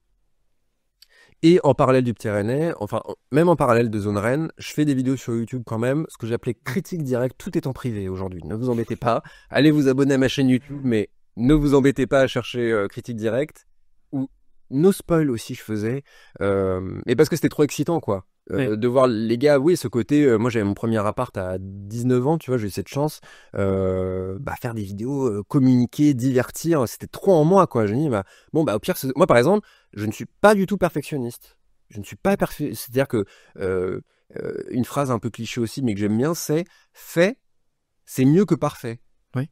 Tu vois, le temps que tu vas mettre, et on revient, je pense qu'on va faire tout un pan sur TikTok, mais TikTok n'est pas l'endroit où il faut être parfait. Ça n'a aucun intérêt d'être parfait sur TikTok, ou alors on n'a pas du tout les mêmes objectifs, vous et moi, là-dessus. Et donc j'ai fait ces critiques, bon, c'était vraiment nul, hein. Quand je les revois aujourd'hui, je les revois jamais, Dieu merci, mais quand je les revois, c'est vraiment catastrophique. Je me demande qui fait des vidéos à un jour et se revoit 5 ans après et je trouve que la vidéo est top. Franchement, si c'est ça ton bilan 10 ans après, c'est qu'il y a un souci. Ouais, c'est ça, ouais. C'est comme la phrase si t'es la même personne qu'il y a 10 ans, t'as perdu 10 ans. Tu vois, c'est un peu la même idée, je pense. Non, je vois tout ce qui va pas, mais j'ai une tendresse du gars qui. Je me dis, j'ai essayé, quoi. Tu vois, j'ai fait ce que j'ai pu. Et c'est ça qui est beau. C'est ça qui est beau parce que tu as essayé et c'est grâce à ce que tu as fait à l'époque que tu en arrives aujourd'hui à ce que tu fais. Ouais, c'est ça. Et puis je pense que ce serait très triste si aujourd'hui je revoyais ces vidéos et que pour le coup j'étais, tu vois, à l'usine ou dans un truc très carré, horaire de bureau et tout. Et anecdote que personne ne sait, parce que ça n'intéresse personne, probablement, j'ai une vidéo programmée sur YouTube pour, je crois, 2027, où je m'adresse à moi-même. Je ne te dis pas le contenu, mais en gros, c'est bon, gars, c'est quoi le bilan là? Là, je fais un bilan de ma vie à ce moment-là. Je crois que je l'ai tourné l'année dernière, ou il y a 2 ans. Je fais le bilan de ma vie, où vraiment j'étais dans un vrai down chez moi. C'était l'été, parce que mon appart est un cauchemar. Et je dis, bon, est-ce que t'as réussi, quoi? Tu vois, que t'en es où toi là, maintenant, tu vois? Et elle est programmée. Donc, quoi qu'il arrive. Un peu, c'est MrBeast qui avait fait ça. L'idée vient de MrBeast. Ouais. Alors, lui, son bilan est extraordinaire. Ouais, je me souhaite d'être dans un truc. Je sais pas si je me souhaite la vie de MrBeast en vrai, c'est un autre sujet. Mais c'était un peu ça, quoi. Je te souhaite une trajectoire comme lui, même si je suis un peu d'accord, je suis pas sûr que je lui envie sa vie. Sa vie a l'air un peu triste, ouais. Bosser, ça a l'air. Bref. Si vous connaissez pas MrBeast, c'est le plus. Vous connaissez. Je vais le préciser comme c'est le plus gros youtubeur au monde. 130 millions sûrement de personnes qui le suivent. Il y a personne de loin. Personne n'est au-dessus. Voilà. Et puis il sort des concepts fous, des vidéos assez folles. Mais c'est un américain et ça fait très américain d'ailleurs. Moi je regarde de temps en temps, c'est marrant, mais. Je regarde aussi, mais quand tu prends le de recul, tu vois, c'est quoi ta vie, mec? Ouais. Ok, donc toi, en fait, ce que je suis en train de comprendre, c'est que si je fais un petit bilan de comment toi t'en es venu à TikTok, même si on n'a pas encore parlé de TikTok, c'est qu'en fait, depuis le début, t'es dans la partie, t'as été très vite impressionné, attiré par le côté divertissement. Même une nécessité. Ouais. Et qu'en fait, toutes les activités que tu as fait au fur et à mesure tournaient autour du divertissement, sauf qu'aujourd'hui c'est TikTok parce que c'est un médium, peut-être celui qui te convient le mieux, alors qu'à l'époque TikTok n'existait pas, et du coup tu essayais d'autres choses, la radio, la vidéo et ça, enfin là, principalement du digital. Je pense que j'ai fait un énorme détour en fait. Je pense qu'en vrai de vrai, si j'avais jamais eu peur, si j'avais toujours eu confiance en moi, etc., je pense que j'aurais fait de la scène tout de suite. Tout de suite en tout cas. Beaucoup plus rapidement. J'en fais un peu aujourd'hui en stand-up, mais c'est négligeable par rapport à ce que je voulais faire. Et l'Ikaku, justement, tu vois, j'étais vraiment sur ce truc-là je vais être sur la scène, machin, c'est vraiment Et en fait, je pense que j'ai fait un énorme détour. Alors, est-ce que ça va m'y mener au final? Je sais pas, parce que d'avoir fait du stand-up m'a fait me poser d'autres questions. Mais je pense que c'est tout simplement un énorme détour, ouais. Ouais, mais est-ce que c'est pas ce détour? Et c'est ça, et je l'ai volontairement dit, parce que je me doutais un peu, pour avoir côtoyé un peu ce milieu-là, je me suis un peu douté, tu vois, quand j'utilise l'expression quand est-ce que tu deviens TikToker ou créateur de contenu, tu sais très bien que tu ne deviens pas du jour au lendemain. Non. Je pense que ça a été vraiment... Je pense que l'étape vraiment charnière, c'est le petit Rennais, en vrai. Ouais. Parce que là, je commence à me rendre compte que... Comment dire? Je commence à me rendre compte que... En fait, je commence à me rendre compte que ce qui est facile pour moi ne l'est pas pour les autres. C'est-à-dire que moi, être devant une caméra, c'est facile. Improviser, c'est facile. En fait, une caméra, c'est facile. Ça n'impacte pas. C'est-à-dire que nous, on a fait un format qui s'appelle l'agenda sur le Petit Rennais. Donc, c'est les événements à pas rater de la semaine, toutes les semaines pendant 4 ans. Gratuitement. Au max, on a dû toucher 50 balles en 4 ans. Tu vois, donc vraiment ridicule. On va dire rien. Moi, ça m'a appris énormément parce que ça m'a appris le taf d'auteur. En gros, Jean-Adrien Morando, que je salue, m'a envoyé la liste des événements le vendredi soir. Okay. Moi, j'avais 2 jours pour écrire un agenda de 3-4 minutes de mémoire. On tournait le lundi avec Guillaume. Guillaume venait chez moi, on tournait dans mon grenier. On dérush. Je faisais une partie du montage. Après, je l'envoyais. On envoyait... lui, il envoyait du coup l'agenda final à peu près le samedi-dimanche au gars du Petit Rennais. En attendant, Julien m'avait envoyé la liste du vendredi, on tournait le lundi, et ainsi de suite. Alors, il y a une année, on a fait un autre rythme, mais bon, je vais pas te donner les détails, mais en gros, c'était c'était toutes les 2 semaines, je crois, on a fait une saison comme ça. Mais en tout cas, énormément de travail pour ça. Mais moi, en fait, c'était ma vie, quoi. C'était ce que je dis. Moi, l'agenda, pour le coup, ça date, mais je suis toujours très fier de ça. Parce que je pense que déjà, c'est l'époque où tout le monde me disait, j'adore ton personnage dans l'agenda. Alors, pas pour c'est hyper prétentieux comme ça, mais en tout cas, les gens me parlaient d'un personnage. Ouais. Du personnage CHP. Et moi, je disais, mais c'est pas un personnage. Je suis cette personne. Alors que pas du tout. Maintenant, je l'ai compris. Ce côté, pour moi, j'étais naturel. Personnage, j'avais un côté, j'ai l'impression de me trahir, tu vois, de me dire, alors que oui, évidemment, je suis Gémeaux et j'ai vraiment 2 personnalités. Alors, j'ai une certaine folie dans la vie de tous les jours, mais je suis vraiment cyclotimique, quoi. Je peux vraiment passer de 2 états complètement opposés. Et j'ai fait la paix avec ça. Et aussi, je suis obligé de le placer. Le petit Rennais, j'ai fait une rencontre qui est quand même très très importante dans ma vie. Je sais que tu es en train d'écouter depuis le début et t'attends, donc je vais te placer ton blaze maintenant. C'est Sterling Pambou, qui est le créateur du petit Rennais. Et ce mec-là a été très important parce que c'est le seul gars à ce jour. C'est pas qu'il m'a tendu la main, c'est qu'en fait, je pense qu'on se l'est jamais dit comme ça, je pense d'ailleurs, Ster, si tu m'écoutes. Mais je pense qu'en fait, il y a un côté très pragmatique dans notre relation on se côtoie parce qu'on s'aime, parce qu'on s'apprécie, parce qu'on est amis. Et c'est sincère, évidemment. Il le sait. Ça, cette partie-là, on se l'est déjà dit, t'inquiète pas. Mais on a tous les deux des objectifs complémentaires. C'est-à-dire que lui, il a... En tout cas, il se l'assume pas autant qu'il le voudrait, je pense, mais il a pas... C'est pas son dead goal d'être devant la caméra, d'être le saltimbanque. Je pense pas que Sterling Alors, il a fait du peura, mais c'est pas son objectif d'être devant la caméra, d'être le saltimbanque. Lui, il cultive un truc d'homme de l'ombre et tout, et ça semble lui convenir. Que moi, c'est l'inverse, quoi. Moi, homme de l'ombre, moi, je me vois bien en fin de carrière, tu vois. Vraiment, derrière la cam, un truc comme ça, consultant, un truc comme ça, je me vois bien là-dedans, où vraiment ce sera mon activité principale, tu vois. Vraiment, mais dans longtemps, tu vois. Et du coup, en fait, nos trucs sont hyper... Par exemple, lui, à un moment donné, il chope le contrat de la com de Domino's Pizza à Rennes.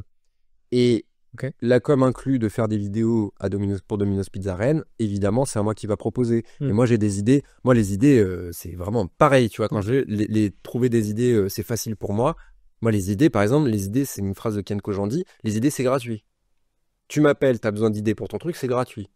Parce que je sais que personne d'autre que moi ne saura faire quelque chose de ces idées-là. Donc, t'auras besoin de moi de toute façon à un moment donné pour faire vivre ces idées-là.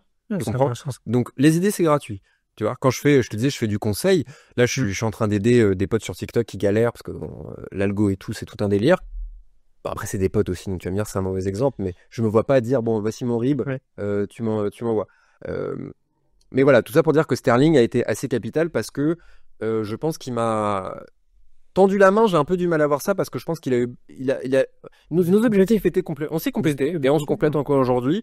Et aussi, encore une fois, phrase cliché, mais on a à peine commencé, en fait. C'est-à-dire que je sais que lui, il a d'immenses objectifs, moi aussi.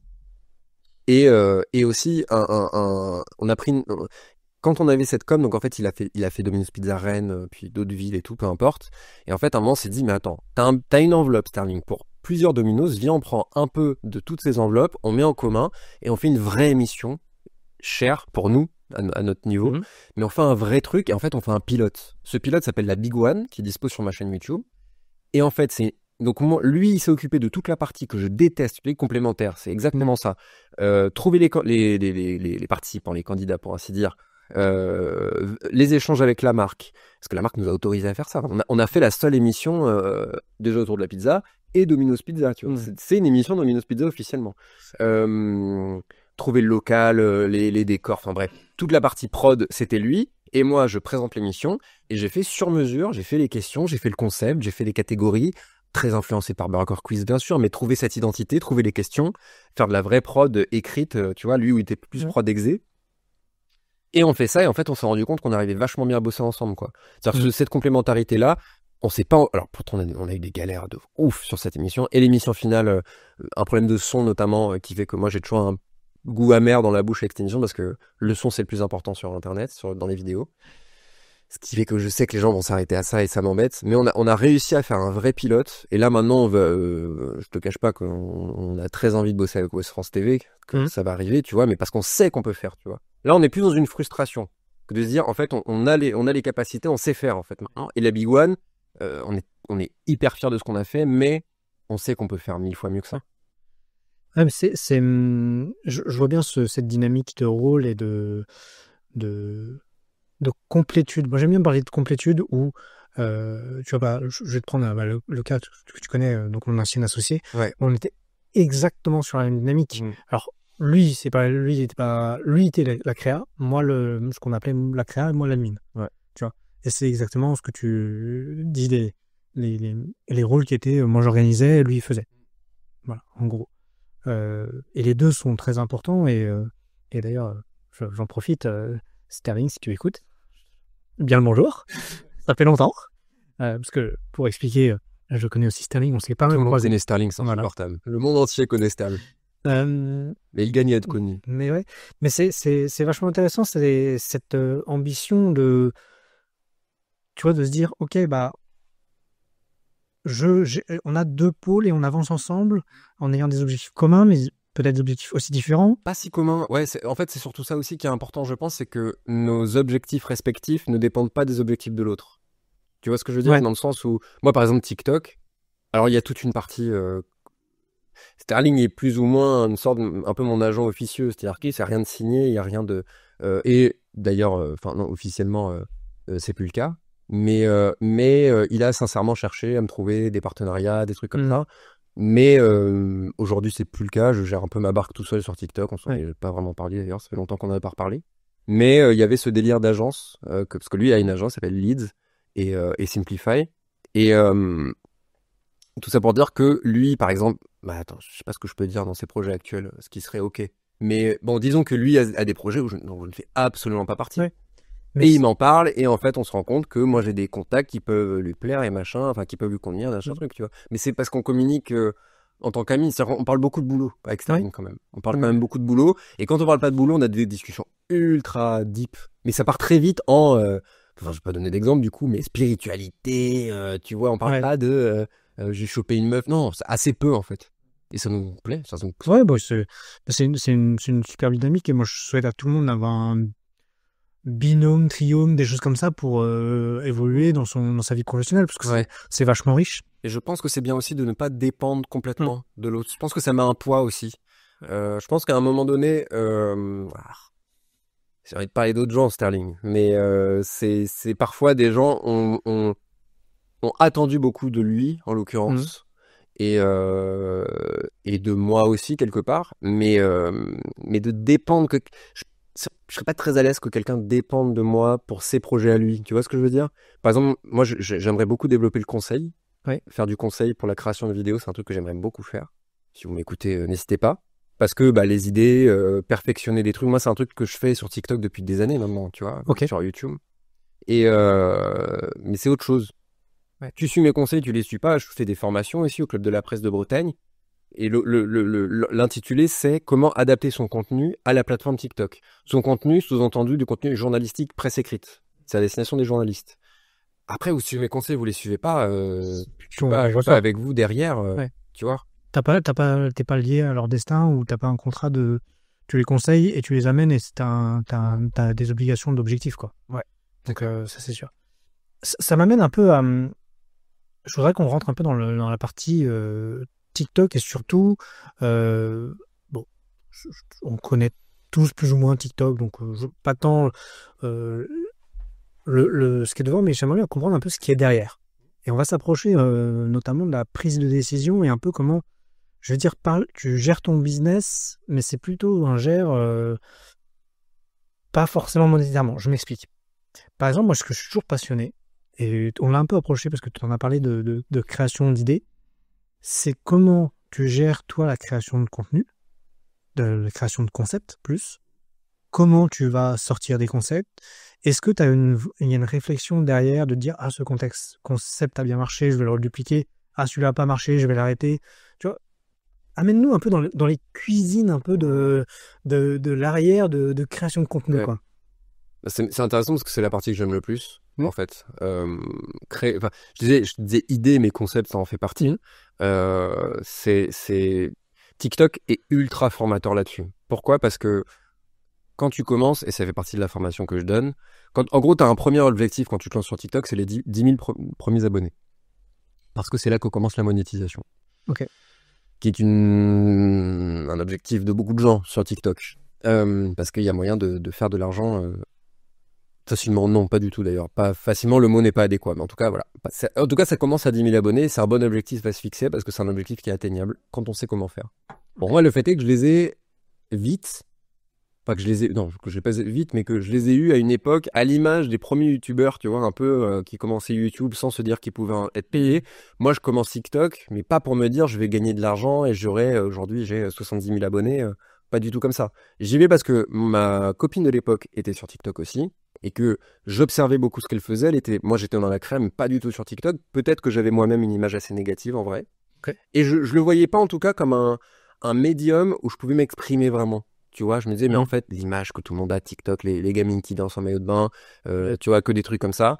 Et déjà, la première étape, c'est de se rendre compte que TikTok, c'est absolument pas ça. Si vous avez ça, c'est que l'algo, il a compris que vous êtes quand même vachement attentif quand c'est des jeunes filles qui dansent dans les vidéos. Parce que l'algo vous connaît mieux que vous ne vous connaissez vous-même. Et en gros, il y a un process à faire pour avoir un algorithme les pour toi. Tu consommes TikTok toi beaucoup? Donc la chaîne pour toi, la page pour toi, c'est la page principale avec un flux de milliards et de milliards de vidéos. Ouais. Et donc je vois que mon ex, ça marche quand même très bien, très vite son truc, quoi.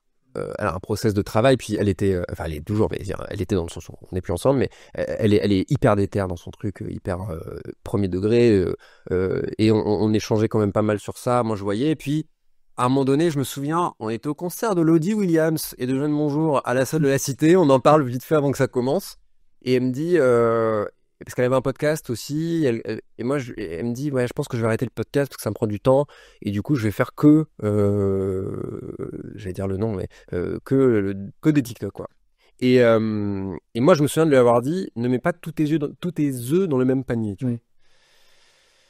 Elle n'a pas suivi mon conseil et visiblement, elle a plutôt eu raison, mais je pense que c'est un cas de figure quand même très particulier, le sien, que je ne peux pas développer. Mais ça m'a mis la puce à l'oreille de me dire, est-ce que moi je mettrais pas un peu plus d'œufs dans ce panier-là, en tout cas, tu vois, de rassembler, parce que là, je faisais vite fait du YouTube, vite fait du podcast, vite fait machin, mais je pense que ça m'a aidé déjà à avoir un nouveau jouet que j'allais pouvoir modeler, que j'allais pouvoir déjà commencer par comprendre. Donc là, ça m'a servi quand je me suis mis à donner des formations. Il y a des choses qu'il faut faire qu'il faut pas faire. Et quand j'ai commencé, et ce conseil que je donne aux gens qui ont peut-être ça dans un coin de leur tête, commencez par consommer l'application. Parce qu'il y a plein de gens, et Twitch, je trouve que c'est encore plus flagrant. Twitch, tu consommes Twitch ? Un peu, ouais.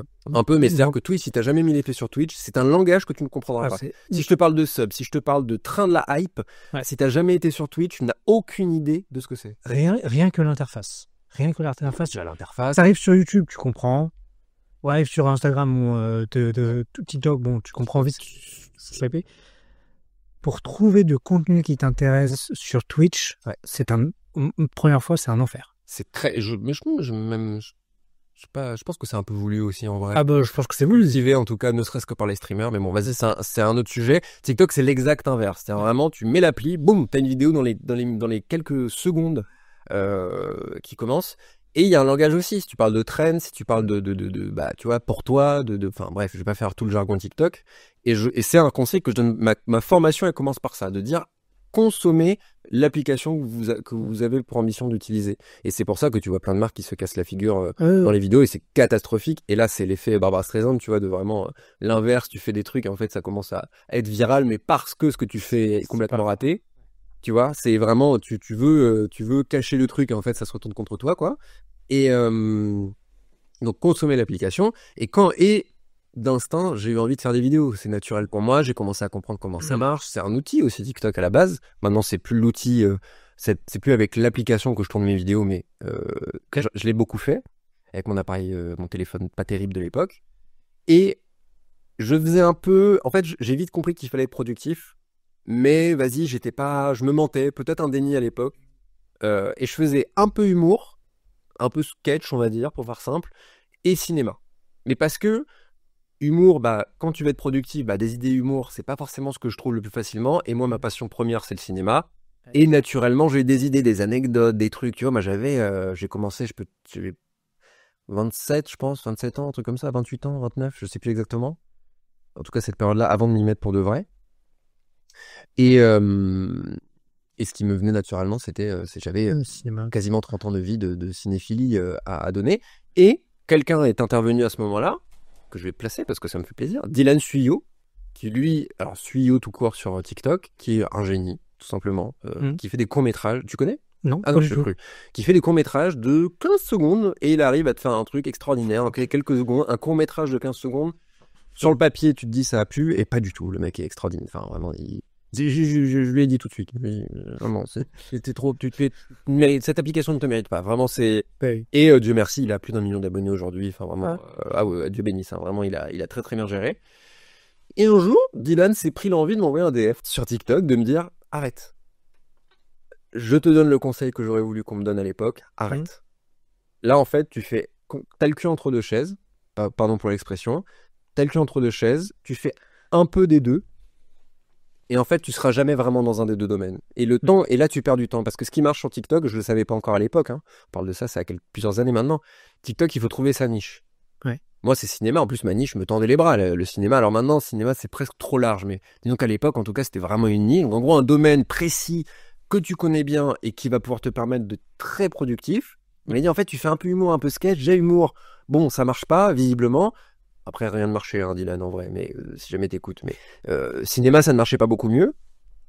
Et du coup, il m'a dit arrête. Et j'ai décidé de suivre ce conseil. Je dis, il avait, je sais pas s'il avait déjà 100 millions, mais bon, il était dans d'autres sphères à ce moment-là. Et peut-être que c'est juste.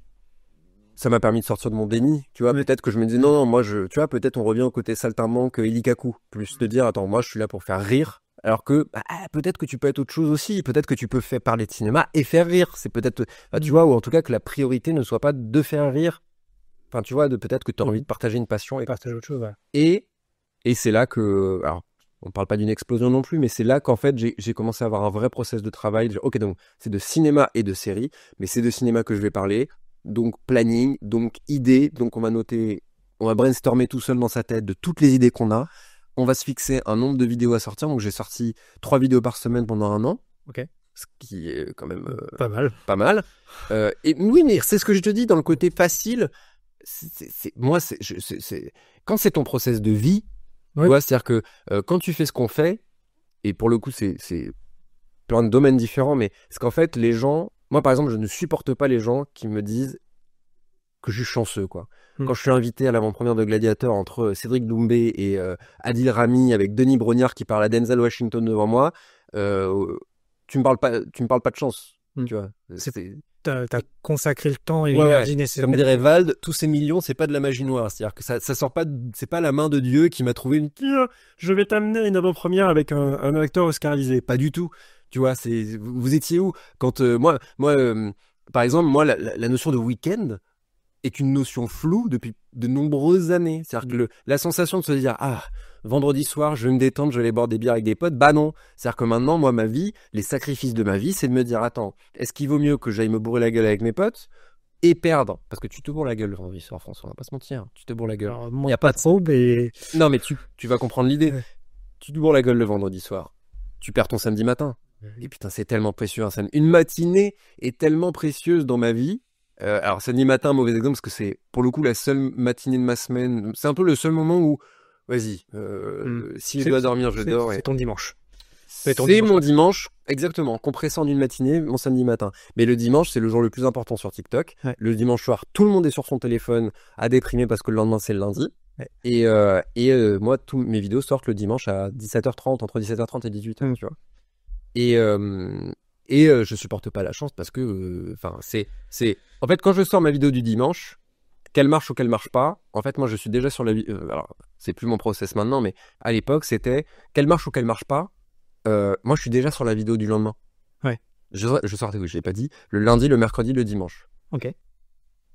Après, il y a peut-être eu des jours autres, mais la vidéo du dimanche, je la sors. Après, il y a tout le taf de CM aussi, de répondre aux commentaires, parce que ça joue énormément pour l'algo. Mais en gros, elle marche pas. En fait, moi, je suis déjà presque, en gros, quand je poste le dimanche, il y a juste l'effort de mettre en ligne, parce que tu pouvais pas programmer à l'époque en plus, mais je le fais pas beaucoup plus maintenant.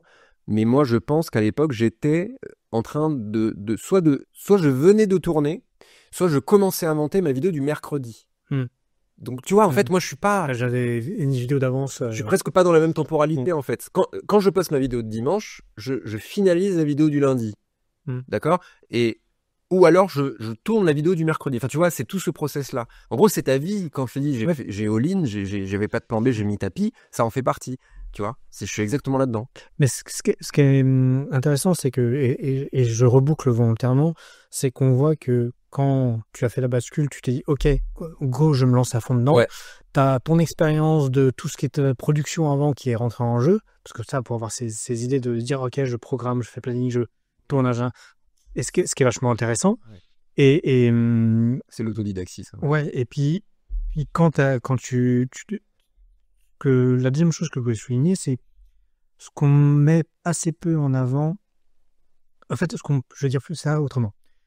Ce qu'on met souvent en avant, c'est oh, la personne, elle a réussi, oh, elle a de la chance. Comme tu dis, elle a de la chance. Mais en fait, et t'as commencé ta expression, ils étaient où les gens qui disent ça quand t'as commencé avec 10 abonnés, 100 abonnés, que tu faisais 3 vues, 10 vues, 100 vues, ouais. et que en fait, ce qu'ils savent pas, c'est que ça fait 7, peut-être pas 7 ans, 5 ans, 5 ans que t'es, 6 ans que 5-6 ans que tu fais ça à plein temps. Sur TikTok? Ouais.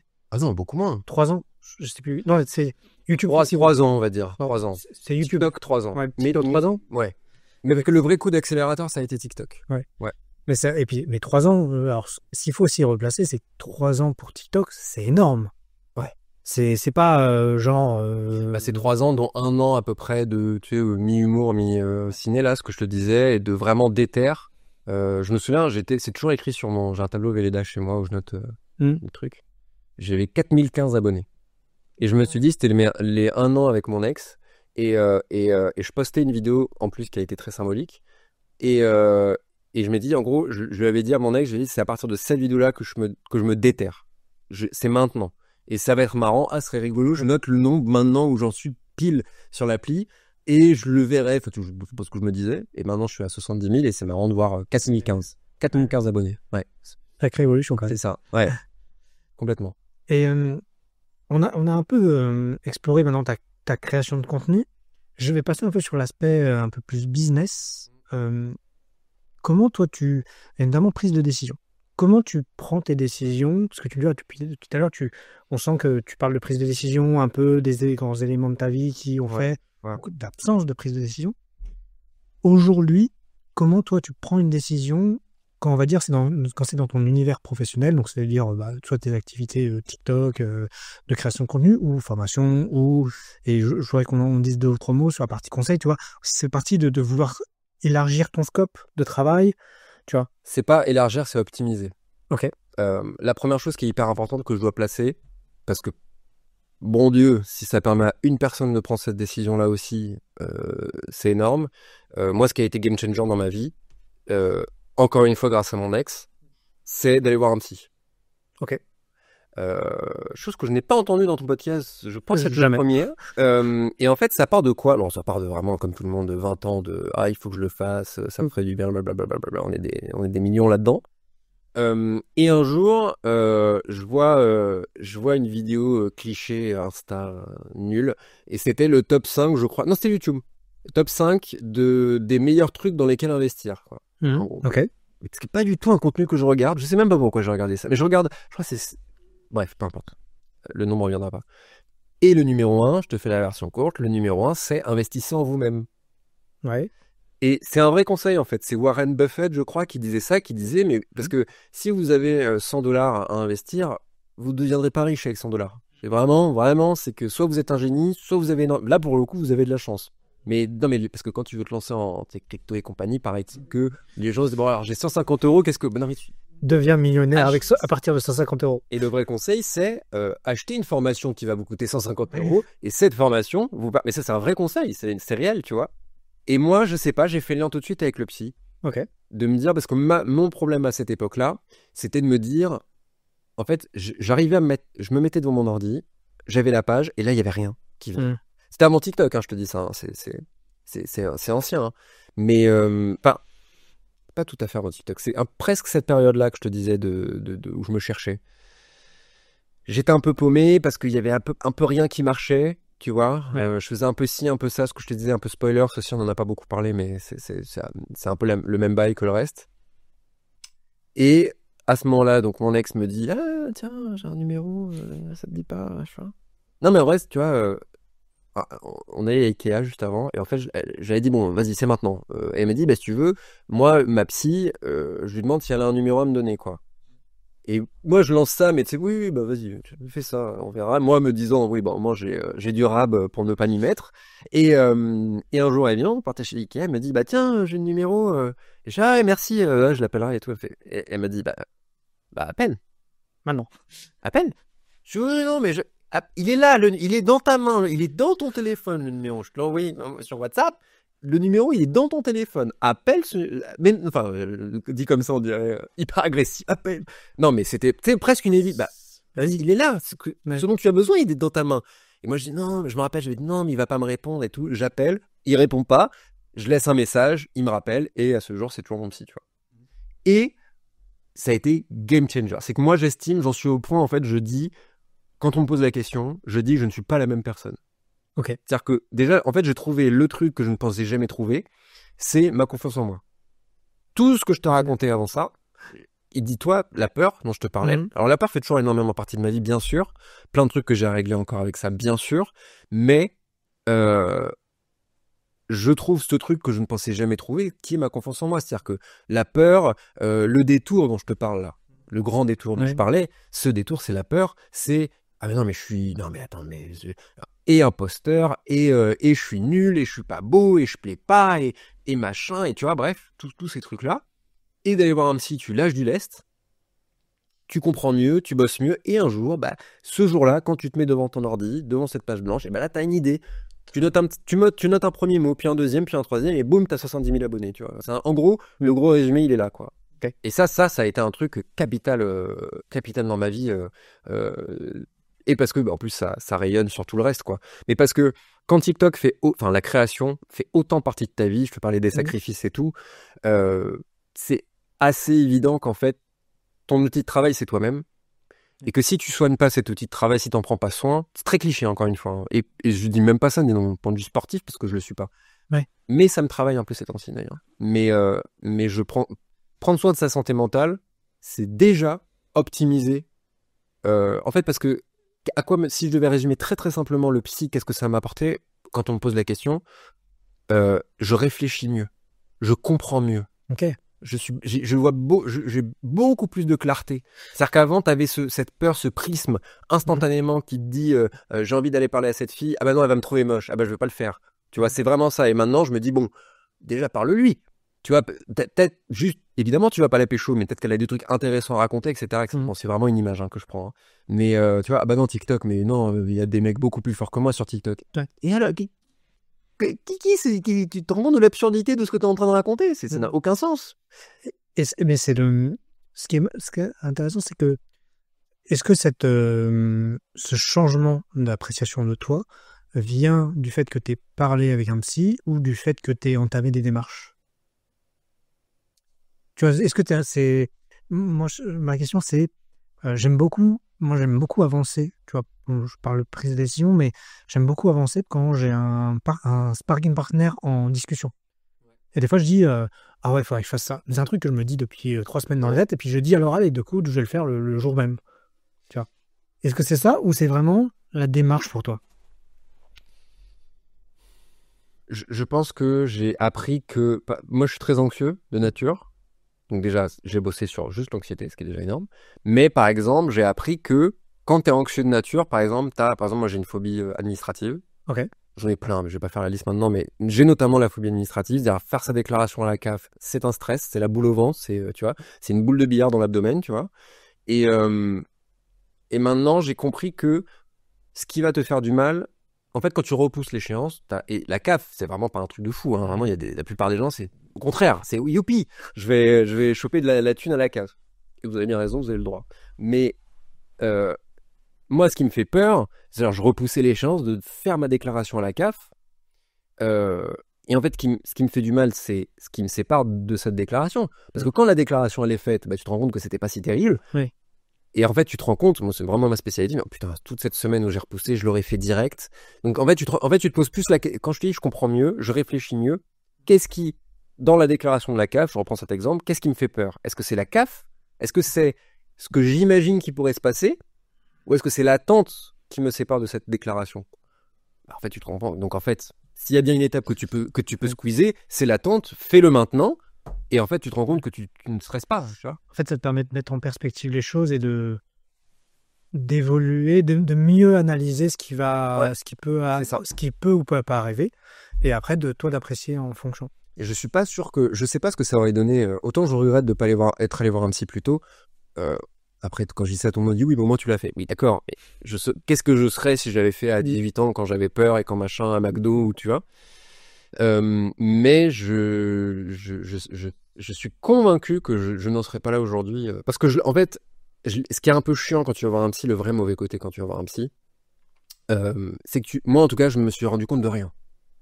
Quand je te dis ce fameux jour où tu arrives à écrire et tout, c'est pas censé dans ta tête. C'est juste, tu te dis, à un moment, tu marches, tu dis, attends, mais là, ce qui vient de se passer, il y a un an, j'aurais tout cassé. Pourquoi est-ce que là, ça m'a pas fait enfin, c'est vraiment un truc, parce que moi, en plus, j'ai un problème de sommeil, donc tu vois, c'est des trucs, quand j'avais une échéance, j'en dormais pas la veille, donc tu vois, et là, tu dors bien la veille, c'est bizarre, pourquoi j'avais un tournage et tu vois. Tu fais des petits pas et tu t'en rends pas forcément compte jusqu'à qu'à un moment tu te retournes derrière et tu fais tout chemin parcouru quoi. Exact. Bah là, tu vois, là, je suis au 70 000, alors pas tout à fait, alors on enregistre, mais j'espère y être bientôt. Ouais, j'ai un peu ce truc-là de me dire, ah ouais, putain, 70 000. Je sais que les 100 000, ils vont me faire un truc. Les 100 000, ils vont être importants parce que les 50 000 étaient importants. Je me disais, okay. Et j'ai beaucoup galéré pour les avoir. J'ai beaucoup galéré entre 45 et 50 000. Il y a des paliers comme ça. Ouais. Et tout ça. Et par contre, là où ce recul-là, moi, je ne l'ai pas sur la création. Parce qu'en fait, ça fait tellement partie de moi. On parlait des idées, on parlait des concepts, mais putain, mais trouver des concepts. Moi, mon problème dans ma vie aujourd'hui, c'est que j'ai pas assez d'heures dans ma journée. J'ai pas assez de temps.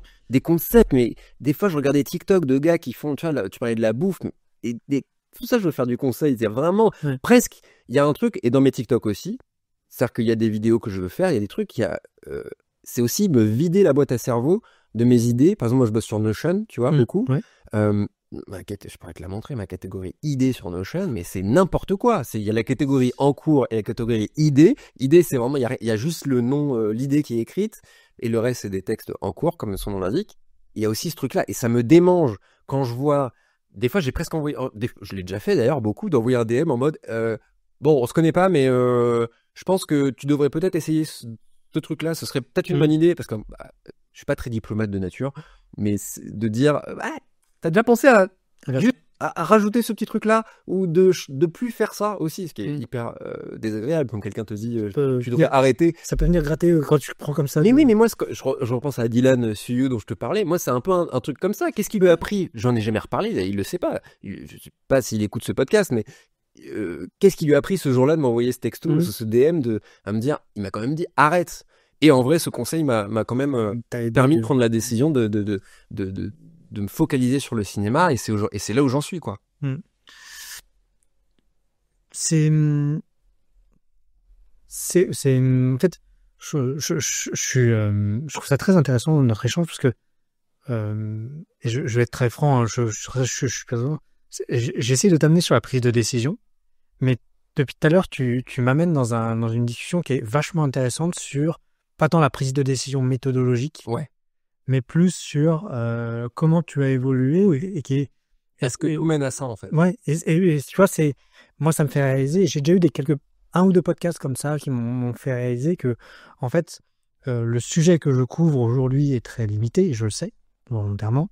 Tu vois, je parle de prise de décision, d'application de la décision de manière un peu méthodologique. J'attends des réponses un peu formatées. Et là, toi, tu es en train.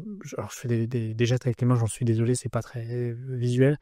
Mais j'ai toujours mon petit cercle, là, tu es en train de me tirer au dehors pour m'amener au dehors et de me faire découvrir un cercle peut-être plus gros encore. Mais parce que tu peux pas en fait, Mais c'est le concept de ton podcast, c'est-à-dire que tu ne peux pas comprendre... mais j'adore là. Hein, tu ne peux pas comprendre la prise de décision si tu ne comprends pas, si tu ne connais pas ce qui t'a amené à devoir prendre cette décision.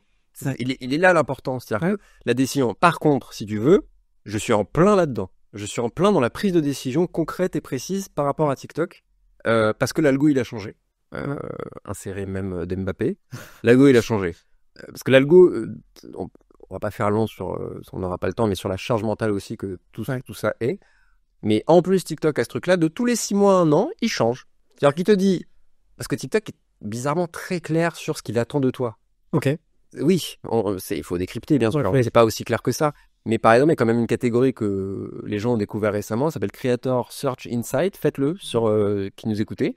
Il y a une catégorie où il te dit lacune de contenu. Et il te dit, voilà, je sais pas, One Piece, très mauvais exemple du coup, mais One Piece, One Piece.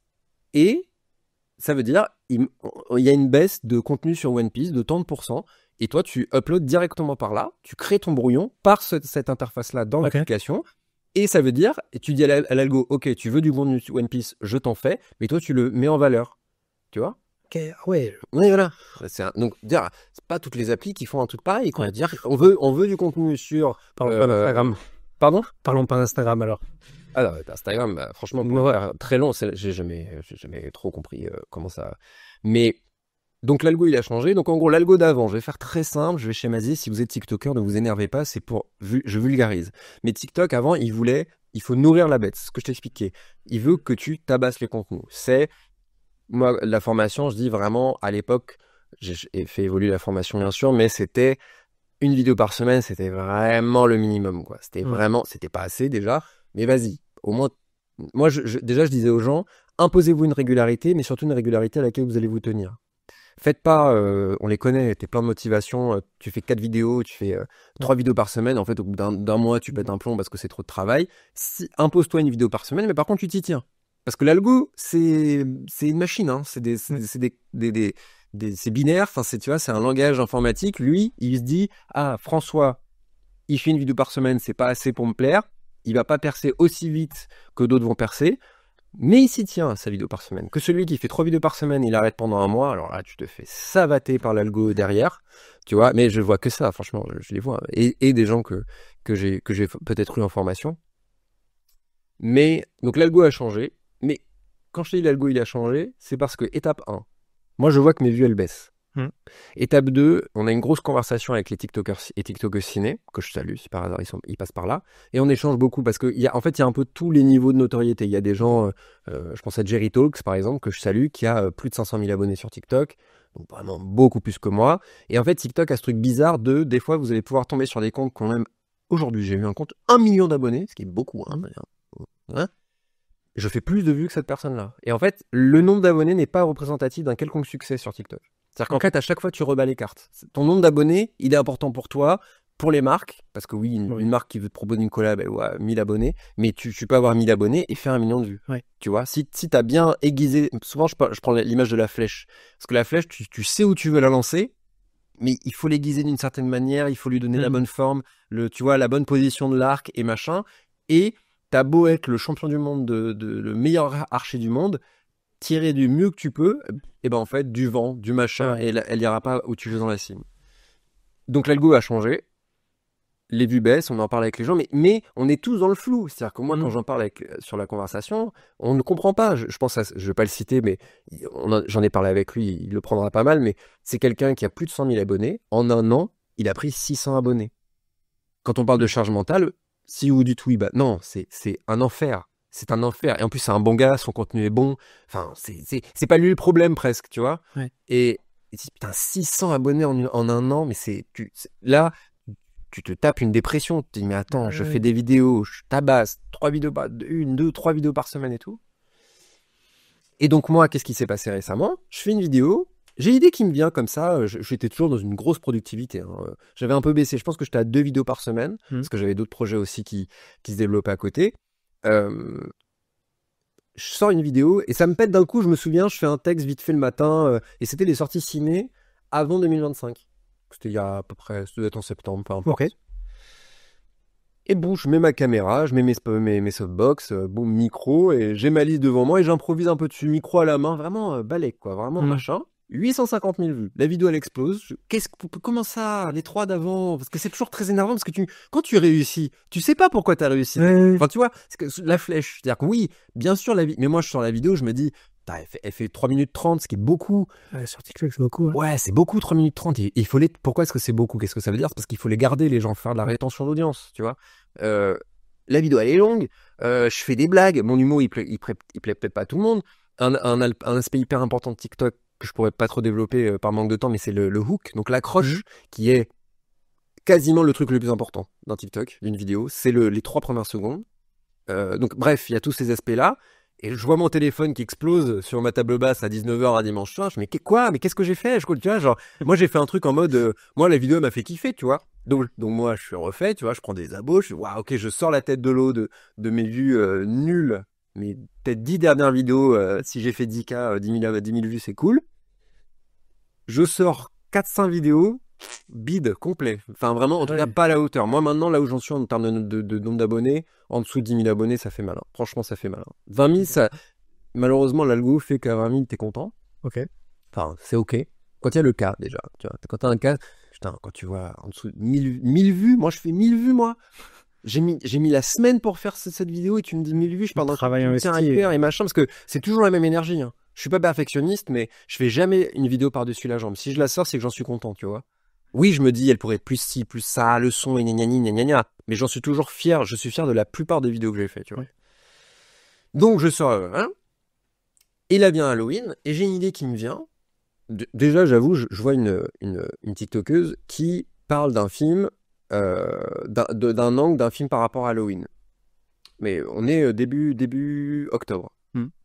Et je me dis, franchement, c'est dommage, parce que l'idée de la meuf, elle est trop bien. Mais la vidéo, elle est nulle, quoi. Tu vois, enfin, elle est mal filmée, tu vois, taré, déformation professionnelle. Ah putain, la caméra, qu'est-ce que ça a coûté de te mettre une petite ring light, le son, il est dégueulasse et tout. Bon, je me dis, sounds like a job for me. Et par contre, je reprends pas le texte tel quel, bien sûr, juste je pars de son idée.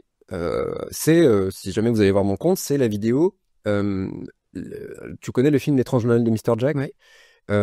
C'est les personnages dont ils sont morts, tu l'as vu peut-être? Ça fait longtemps, ouais. En gros, c'est très morbide, les personnages sont morts, et le hook, l'accroche, c'est, tu as vu ce film, tu aimes ce film, dans le film, tous les personnages ils sont morts, mais tu t'es jamais demandé comment ils sont morts. Ouais. Déjà, le hook, là, je suis au montage, je dis, oh, allez. Et c'est ça l'idée de la fille, c'est, ces personnages ils sont morts, tu t'es jamais demandé comment, et en fait, il y a des théories sur Internet, ou des trucs vérifiés, de comment ils sont morts, tu vois. Et je fais une liste pas tous les persos, bien sûr, mais j'ordonne, tu vois, je finis par Jack, je mets un peu machin, moi je découpe plein de trucs, je kiffe et tout. Je tourne, je fais un texte, je vois le texte sur Notion, je fais, il est quand même déjà important, les mots. On a des mots tels que morbide, pendaison, suicide, tu vois, vraiment parce que l'algo... Tout ce que les réseaux sociaux... Ouais, et l'algo TikTok, c'est connu. Hein, si vous voyez des fautes d'orthographe dans des mots en sous-titres, suicide, par exemple, si vous voyez, moi je mets Z-U-Z-I-D-E, Zuzide, c'est pour que tu comprennes ce que je veux te dire, mais pour que l'algo, il va pas comprendre, tu vois. Donc les mots sont terribles. La vidéo fait 4 minutes. Et tu vois, je suis sur Premiere, enfin sur mon logiciel, je me dis, bon, non, je suis sur CapCut en plus. Je suis sur mon téléphone, tu vois, sur lui. Parce que je bosse beaucoup sur CapCut. Et je vois, est-ce que je peux peut-être enlever un personnage? C'est trop long, mais j'enlève le perso, je vois que je suis genre à 3 minutes 40, tu vois, oui, bon, est-ce que ça vaut vraiment le coup et tout? Et je me dis, vas-y, nique, je vais la sortir comme ça. Tant pis, elle marchera pas. Mais de toute façon, les 10 dernières, elles ont pas marché. Il y a l'anomalie des sorties ciné qui a fait 800K. Franchement, la vidéo, elle te plaît comme ça. Ce que j'ai fait sur la fameuse compte, donc je poste la vidéo, moi je vais au pilori, tu vois, je vais au peloton d'exécution, tu vois. Parce que tu peux prendre des strikes aussi sur TikTok et tout. Ok. Trop de détails. Et sur la conve, après ils sont venus m'insulter, mes potes TikTokers. Et je mets, les gars, écoutez, voilà, je leur explique les trucs, je sors ça. Je vais me faire... Moi, ma strat, c'était faire des vues avant de me faire striker. Comme ça, je me fais vite fait des sous, peut-être, on sait jamais, tu vois. Dans un monde où la vidéo marche, mais vraiment, j'y croyais pas. La tête de ma mère que j'y croyais pas, tu vois. Et donc, on fait ça entre nous. Si vous pouvez aller liker, commenter et republier la vidéo, c'est un gros coup de pouce, tu vois. Ça, tu connais le concept. Je poste la vidéo. La vidéo a fait 1 900 000 vues. Mon téléphone, il a explosé. C'est la vidéo la plus vue de toute ma chaîne TikTok, tu vois. Je fais, what? Là, je fais... Et là, j'ai la vision. La vidéo d'avant à 800K, je me dis, anomalie. Non, c'est pas une anomalie, là. Là, j'ai compris un truc. Déjà, j'ai compris qu'il faut arrêter de se prendre la tête sur les vues parce que ça dépend pas de toi. Tu peux faire de ton mieux. La flèche, tu pourras l'aiguiser, mais le problème, c'est pas la flèche, c'est la cible. C'est la cible qui attend une certaine flèche de ta part. Et Elle bouge la cible. elle bouge tout le temps, elle est comme ça, elle est en couleur, des fois elle est invisible, elle est machin. Donc, étape 1, j'arrête parce que on parle pas de la... Enfin, c'est une vraie charge mentale de te dire je suis nul, j'arrive plus. Il y a des phases où tu fais des vues, en tout cas, bon rythme de croisière, boum, ça s'effondre pendant des mois. Tu te dis, bah ça y est, c'est fini en fait, tu vois. Genre, j'ai eu mon prime déjà, machin truc. Et en fait, l'algo, il a changé. C'est-à-dire que j'ai compris. L'algo, il veut des vidéos longues, il veut des vidéos qui ont du sens, en fait, le format concept TikTok popcorn, c'est terminé. C'est encore valable quand tu fais de la danse, quand tu fais des trucs très popcorn par définition, mais quand tu es dans une niche artistique, j'ai entendu qui parle d'art, parce que le cinéma est un art, bien sûr, il veut que tu fasses du contenu YouTube, en fait, tout simplement. Si je dois résumer, ce que maintenant on a sur YouTube, parce qu'à l'inverse, YouTube, tu peux plus faire des vidéos vite fait. Ouais. Pour le coup, là, il faut être perfectionniste sur YouTube, en tout cas, beaucoup plus que sur TikTok. Et là, j'ai eu la vision. Donc, en fait, j'arrête de faire 2-3 vidéos par semaine, c'est terminé. Là, j'ai posté une vidéo dimanche, sur laquelle je vais revenir. Et j'en ai sorti une entre les 800K et le 1,9 million, j'en ai sorti une. Non, après le 1,9 million. Mais elle était déjà en cours, donc ça compte pas. Tu vois, j'avais pas encore eu la vision, mais j'étais déjà sur la vidéo d'après. 90 000 vues, ok. C'est déjà trop longue, tu vois, trop longue par rapport à ce que je pensais connaître de TikTok avant. Tu vois, 90 vues, c'est quand même sexy, tu vois. C'est quand même. Moi, pareil, je la poste en me disant, vas-y, de toute façon, elle va pas marcher. Qu'est-ce que je disais juste avant 1,9 million, je comprends. Et si dimanche là, qui vient, ma vidéo elle est pas prête, eh ben elle est pas prête. Je la sortirai le lundi. Parce que Jack, là, dont je te parle, la vidéo 1,9 million, je l'ai sortie en jeudi. Tu vois. Parce que la veille, je sais plus, il y avait un truc. Qui est hors de ton calendrier. Ouais, non, ou alors c'était un mardi. En tout cas, je me dis, si je la poste le jour de Halloween, c'est pas bon bail parce que les gens, ils sont en soirée. Ouais. Tu vois. Donc, poste-la la veille, ça va les mettre dans le mood, ça va ça va leur plaire, machin truc. Peut-être que c'est ça. Mais de toute façon, tout ce que j'ai réoptimisé, tout ce que j'ai réappris à optimiser plus précisément, je sais pas, hein. Ouais. Je sais pas moi-même, hein. C'est des suppositions, en fait.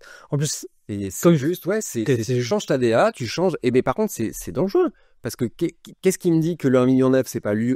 Est-ce que j'ai pas juste eu 2 anomalies? Bon, ma vidéo que j'ai sortie dimanche, du coup. Là, celle-là, pour le coup, je l'ai ressortie de derrière les fagots. C'est une vidéo que je voulais faire depuis longtemps, mais c'est le portrait d'un acteur qui s'appelle Jimon Unsu.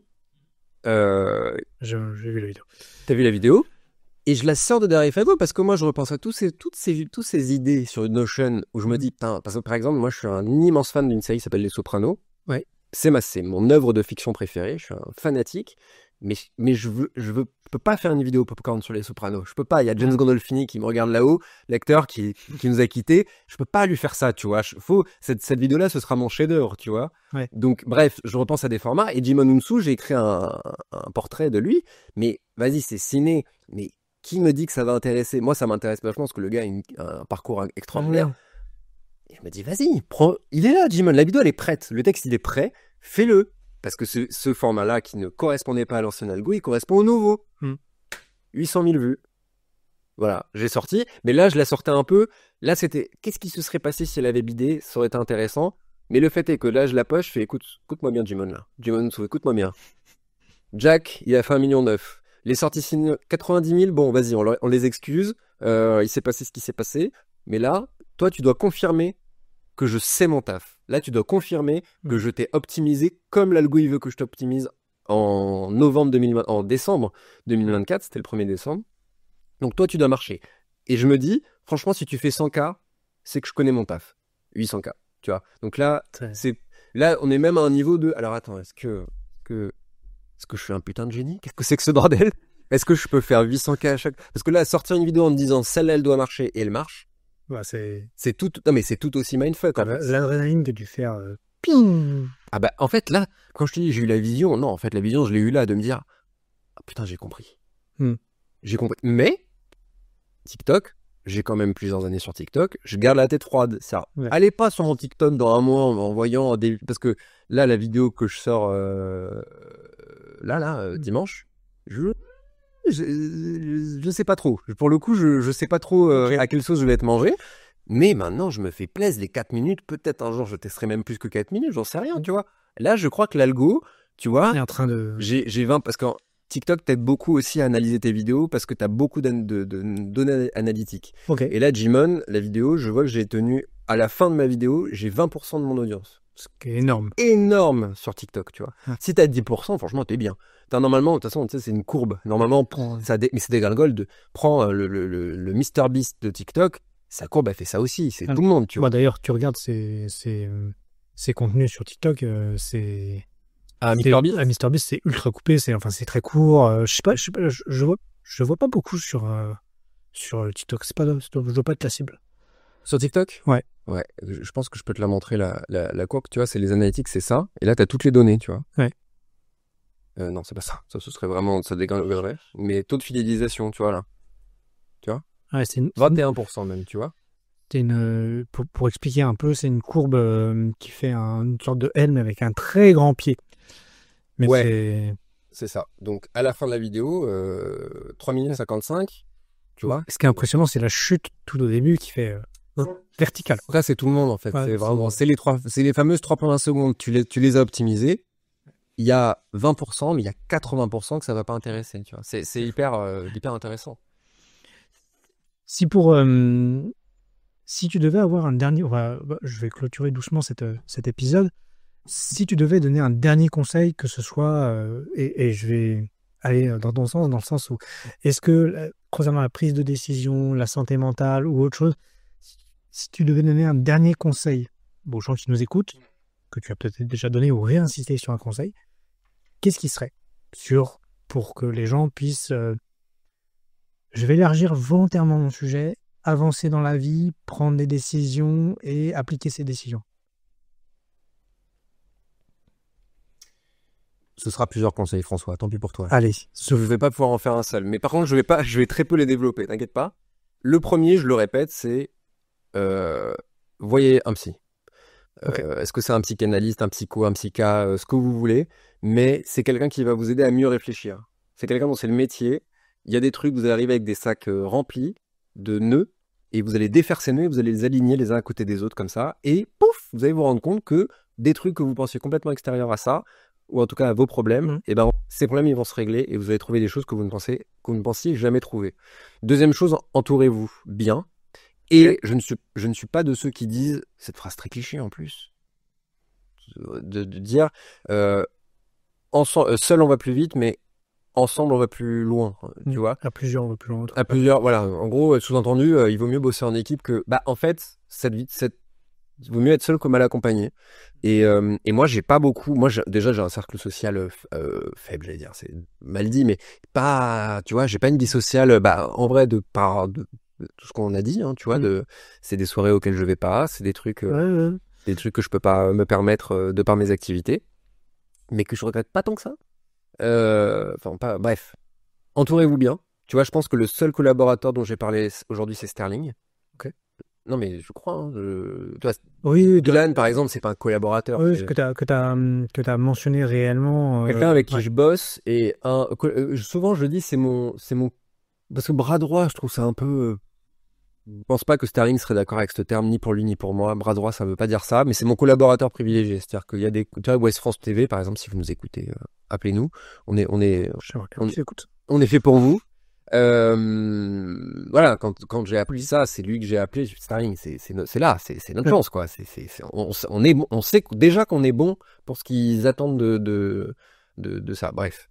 Donc, entourez-vous bien. Et prenez soin de vous, mais prenez soin de votre santé mentale. Alors, santé physique, j'aimerais être le gars qui s'est mis au sport et qui te raconte, mais c'est des discours équivalents, mais tu ne soigneras pas ta santé mentale, pas tant que ça avec du sport, et c'est qu'à un moment donné, il faut voir quelqu'un dans ce métier, et qui va être un peu ton bâton, ton comment on dit là, peut-être pour les plantes là, ton tuteur, tu vois, pour t'aider. Donc, franchement, c'est les deux. Parce que j'ai pas envie de dire aux gens les phrases à la con, de dire croyez en vous. Moi j'ai passé 28 ans de ma vie à pas croire en moi. D'accord, donc j'ai avancé, j'ai fait ce qu'il fallait, consciemment ou non. Mais maintenant que je comprends mieux et que j'ai la vision, je sais où je vais et je vais beaucoup plus vite. L'accélérateur depuis 4 ans de psy, 3 ans de psy, je sais plus, je compte même pas. Bah, il vaut les 20 années précédentes, quoi. Donc prenez soin de vous et entourez-vous. C'est aussi prendre soin de vous entourer des bonnes personnes. Ouais. Top. Bah, merci beaucoup. Bah, merci à toi. Désolé d'avoir autant digressé. Mais pas de soucis. Mais sur le podcast, on aime ça. Moi, j'ai fait oh non, mais tais-toi, mon pauvre ami. Oh, bah, je crois qu'on vient de battre le record de mon épisode le plus long. Ah ouais? J'ai 1h43. Oh, l'enfer. Merde, mais j'ai rien dit, hein. J'ai rien dit. On n'a pas parlé de la partie conseil, on n'a pas parlé. En gros, si vous voulez des conseils, appelez-moi. Voilà. Sur LinkedIn. Très bonne transition, parce que c'est réellement ma dernière question. Si on veut te retrouver, où est-ce qu'on te retrouve? Alors, TikTok, on a compris. Mais pour voir mon travail ou pour me parler? Pour voir ton travail et pour te parler. En vrai, c'est bizarre. TikTok, c'est vraiment, je vais au travail. Donc, et c'est très mal fait, la partie DM, message privé sur TikTok. Donc, en vrai, je suis un peu relou. En vrai, Insta. Ok. Insta, c'est pas mal. Et moi, je suis très mail, hein. Je suis très mail, je trouve que ma boîte mail est plutôt bien organisée. Mon Notion est assez chaotique, mais ma boîte mail est bien organisée. Le mail de CHP, hein, tout simplement, @gmail.com. Non, Insta. Ce bon vieux CHP sur Insta. Parce que... ouais, mais ça aussi, on n'a pas parlé. J'ai pas du tout le même contenu sur Insta et sur TikTok. Peut-être une partie 2. Une partie 2. Pour les 100K, je reviendrai. Et bah, avec plaisir. C'est noté. Super. Et bah, merci beaucoup. Et puis, bah, je vous dis à très vite. Et on se retrouve d'ailleurs tout de suite pour le débrief. Salut. Waouh, un épisode bien riche, comme d'habitude. Tellement riche que je vous propose de faire un petit débrief pour retirer les quelques éléments que moi j'ai retenus et surtout, n'hésitez pas à me dire ce que vous en pensez. Allez, le petit débrief. Et juste avant qu'on commence l'épisode, Charles me dit, tiens, je vais sûrement t'amener sur un territoire que tu n'as jamais parlé dans tes podcasts, je crois, parce qu'il n'est pas sûr. C'est le bien-être. Ok, pourquoi pas? Je me dis ça peut être un sujet intéressant, je vois pas trop où il veut en venir, mais bon, pourquoi pas? Moi, j'aime bien, comme vous le savez, dériver un peu sur les podcasts. Et là on commence, et vous j'ai entendu le podcast. On commence, on parle, et ben je me rends compte qu'on est en train de parler de tout à fait autre chose que la prise de décision, ou du moins directement, on ne parle pas de processus de prise de décision, de choses comme ça, même si j'ai pu lui poser quelques questions sur ce sujet-là. On parle de bien-être et d'autres éléments de ce genre. Et là, j'ai trouvé ça hyper intéressant. C'est un aspect que, quand on parle de processus, on se rentre pas ça dans la tête et on se dit pas, ah tiens, il y a le bien-être et tout ça qui peut rentrer en jeu. Et là où Charles a raison, et ce qui nous explique très bien, et ce qui nous illustre avec son cas, c'est comment le bien-être peut impacter la prise de décision. Et c'est ça que je retiens de ce podcast. Voilà. Et toi, qu'est-ce que tu as retenu? Dis-le moi tout de suite en commentaire.